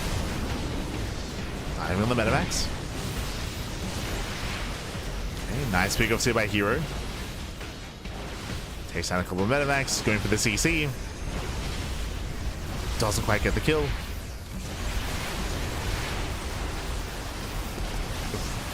That's another Colossus goes down. Yeah, Vikings, they punish so hard. That's 2 Colossus falling before the main fight happens. The final Colossus. Oh my god, barely gets away.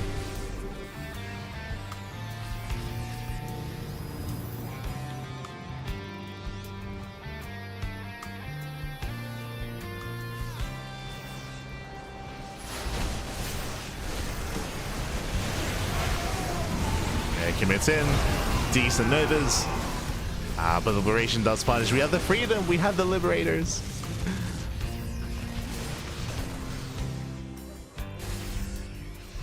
Let me defends well,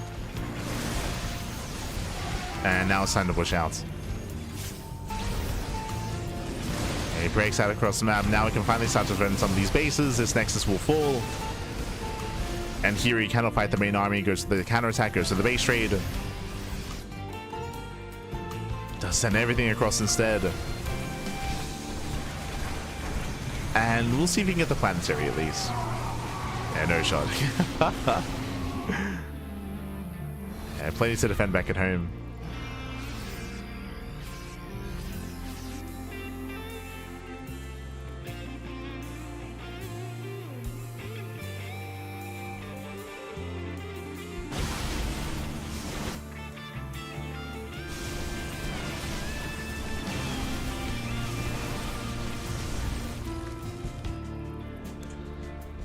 And the reality is that the army composition here from Clem is just superior. Like his build up to Mass Liberator, Viking, Ghost, like this is a better army to work with. herO, he never really made that switch into Skytoss. So herO, he's just been outscaled.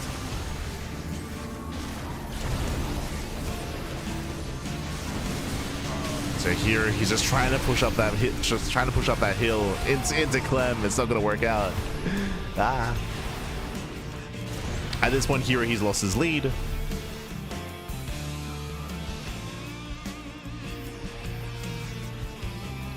Like being stuck with this gateway heavy composition can work if you have momentum, if you have map control, if you can deny bases, but he has failed to do so, right? Bases have been taken. The economy for Clem is solid. And he's built up to 12 Liberators. Yeah, Liberation is set up. Goes ham on the Stalkers. Colossus going down as well. And herO will lose everything. The Gateway Army, Liberators, they survive. GG gets called, and Clem, he will take the series 3-2, becoming this week's PiGosaur Cup champion. GG. GG, well played. Very well done here by Clem to be able to weather the storm. Again, herO, initially he was ahead. He was able to break the main army of Clem. If you remember, Clem, he was the first to make a big mistake when he pushed across the map. He pushed across the map against a zealot heavy composition, and Clem lost everything. He lost all of his army, he lost his tanks, he lost a lot of momentum, he was stuck at home, and following that, we saw herO move out with his Colossus and break the mineral line. And that was all well and good for herO. He took his lead, he extended his lead, and then he overextended. Then he was overly aggressive. He was throwing away a lot of supply, a lot of zealots, a lot of Colossus, more importantly, a lot of immortals. If you remember, when he pushed into the center, when he lost like 4 or 5 immortals, some really rough trades there for herO, and that continued throughout the course of the remainder of the game. When it comes to herO's composition, it very much so has an expiration date. It does have an expiration date. It does not scale well into a late game setup, specifically this robo gateway heavy composition. If we're going for the late game, if the Terran player does hit critical mass of Liberator, if you don't have Skytoss, and if you don't have map control, if you don't have that greater economy, then it can be very difficult, if not impossible, to keep up, to catch up with the Terran. So again, here he just got outscaled. He just got outscaled over time. Was stuck with a low tech army for a little bit too long. GG. GG, well played. Ooh, and congratulations here to Clem. Again, we did have a back and forth series, did go all the way to the ace match, so shout out to both players for making it to the ace match. But again, here he was just a little bit too one-track minded here in that final game. GG, well played. With that, congratulations to Clem. Congratulations, as it does claim the win. And again, he is this week's, or at least the week of number 54 PiGosaur Cup's champion. So congratulations. And with that, we are going to be wrapping up for the day. Now we're going to be live later on this evening, as we do have another cast that is going to be the SC for All tournament, the offline LAN event happening in Philadelphia. You can see it here at 11 p.m. KST. That's going to be at 1 p.m. AEST. It's going to be very, very late, and it's going to be lasting all day as well. We'll do our best to keep up and to stay up, but again, we do have that big event happening in Philadelphia. We will be casting it ourselves here on the CranKy Ducklings.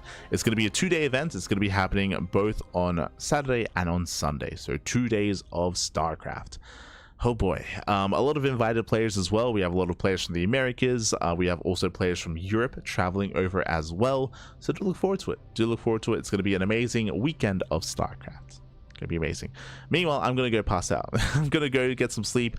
I'm running off of fumes right now. I slept 3 hours. I had 3 hours of sleep, so I do apologize for being a little bit low energy, and I do apologize for misspeaking at times. I did notice I did misspeak a couple times throughout the entirety of the broadcast. Just very, very tired, only sleeping 3 hours, so I'm gonna go get some sleep, gonna go get some rest, and get ready for the cast later on tonight. Let's go. We do have our cast this evening. So with that, thanks for watching, thanks for tuning in. Stick around, we're going to be giving another StarCraft streamer a raid, so give them some love, give them some support as we do get some rest and go to bed.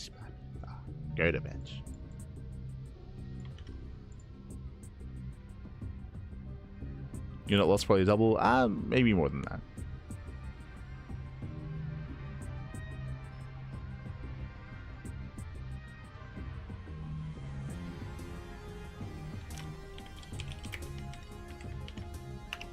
But with that, thanks for watching.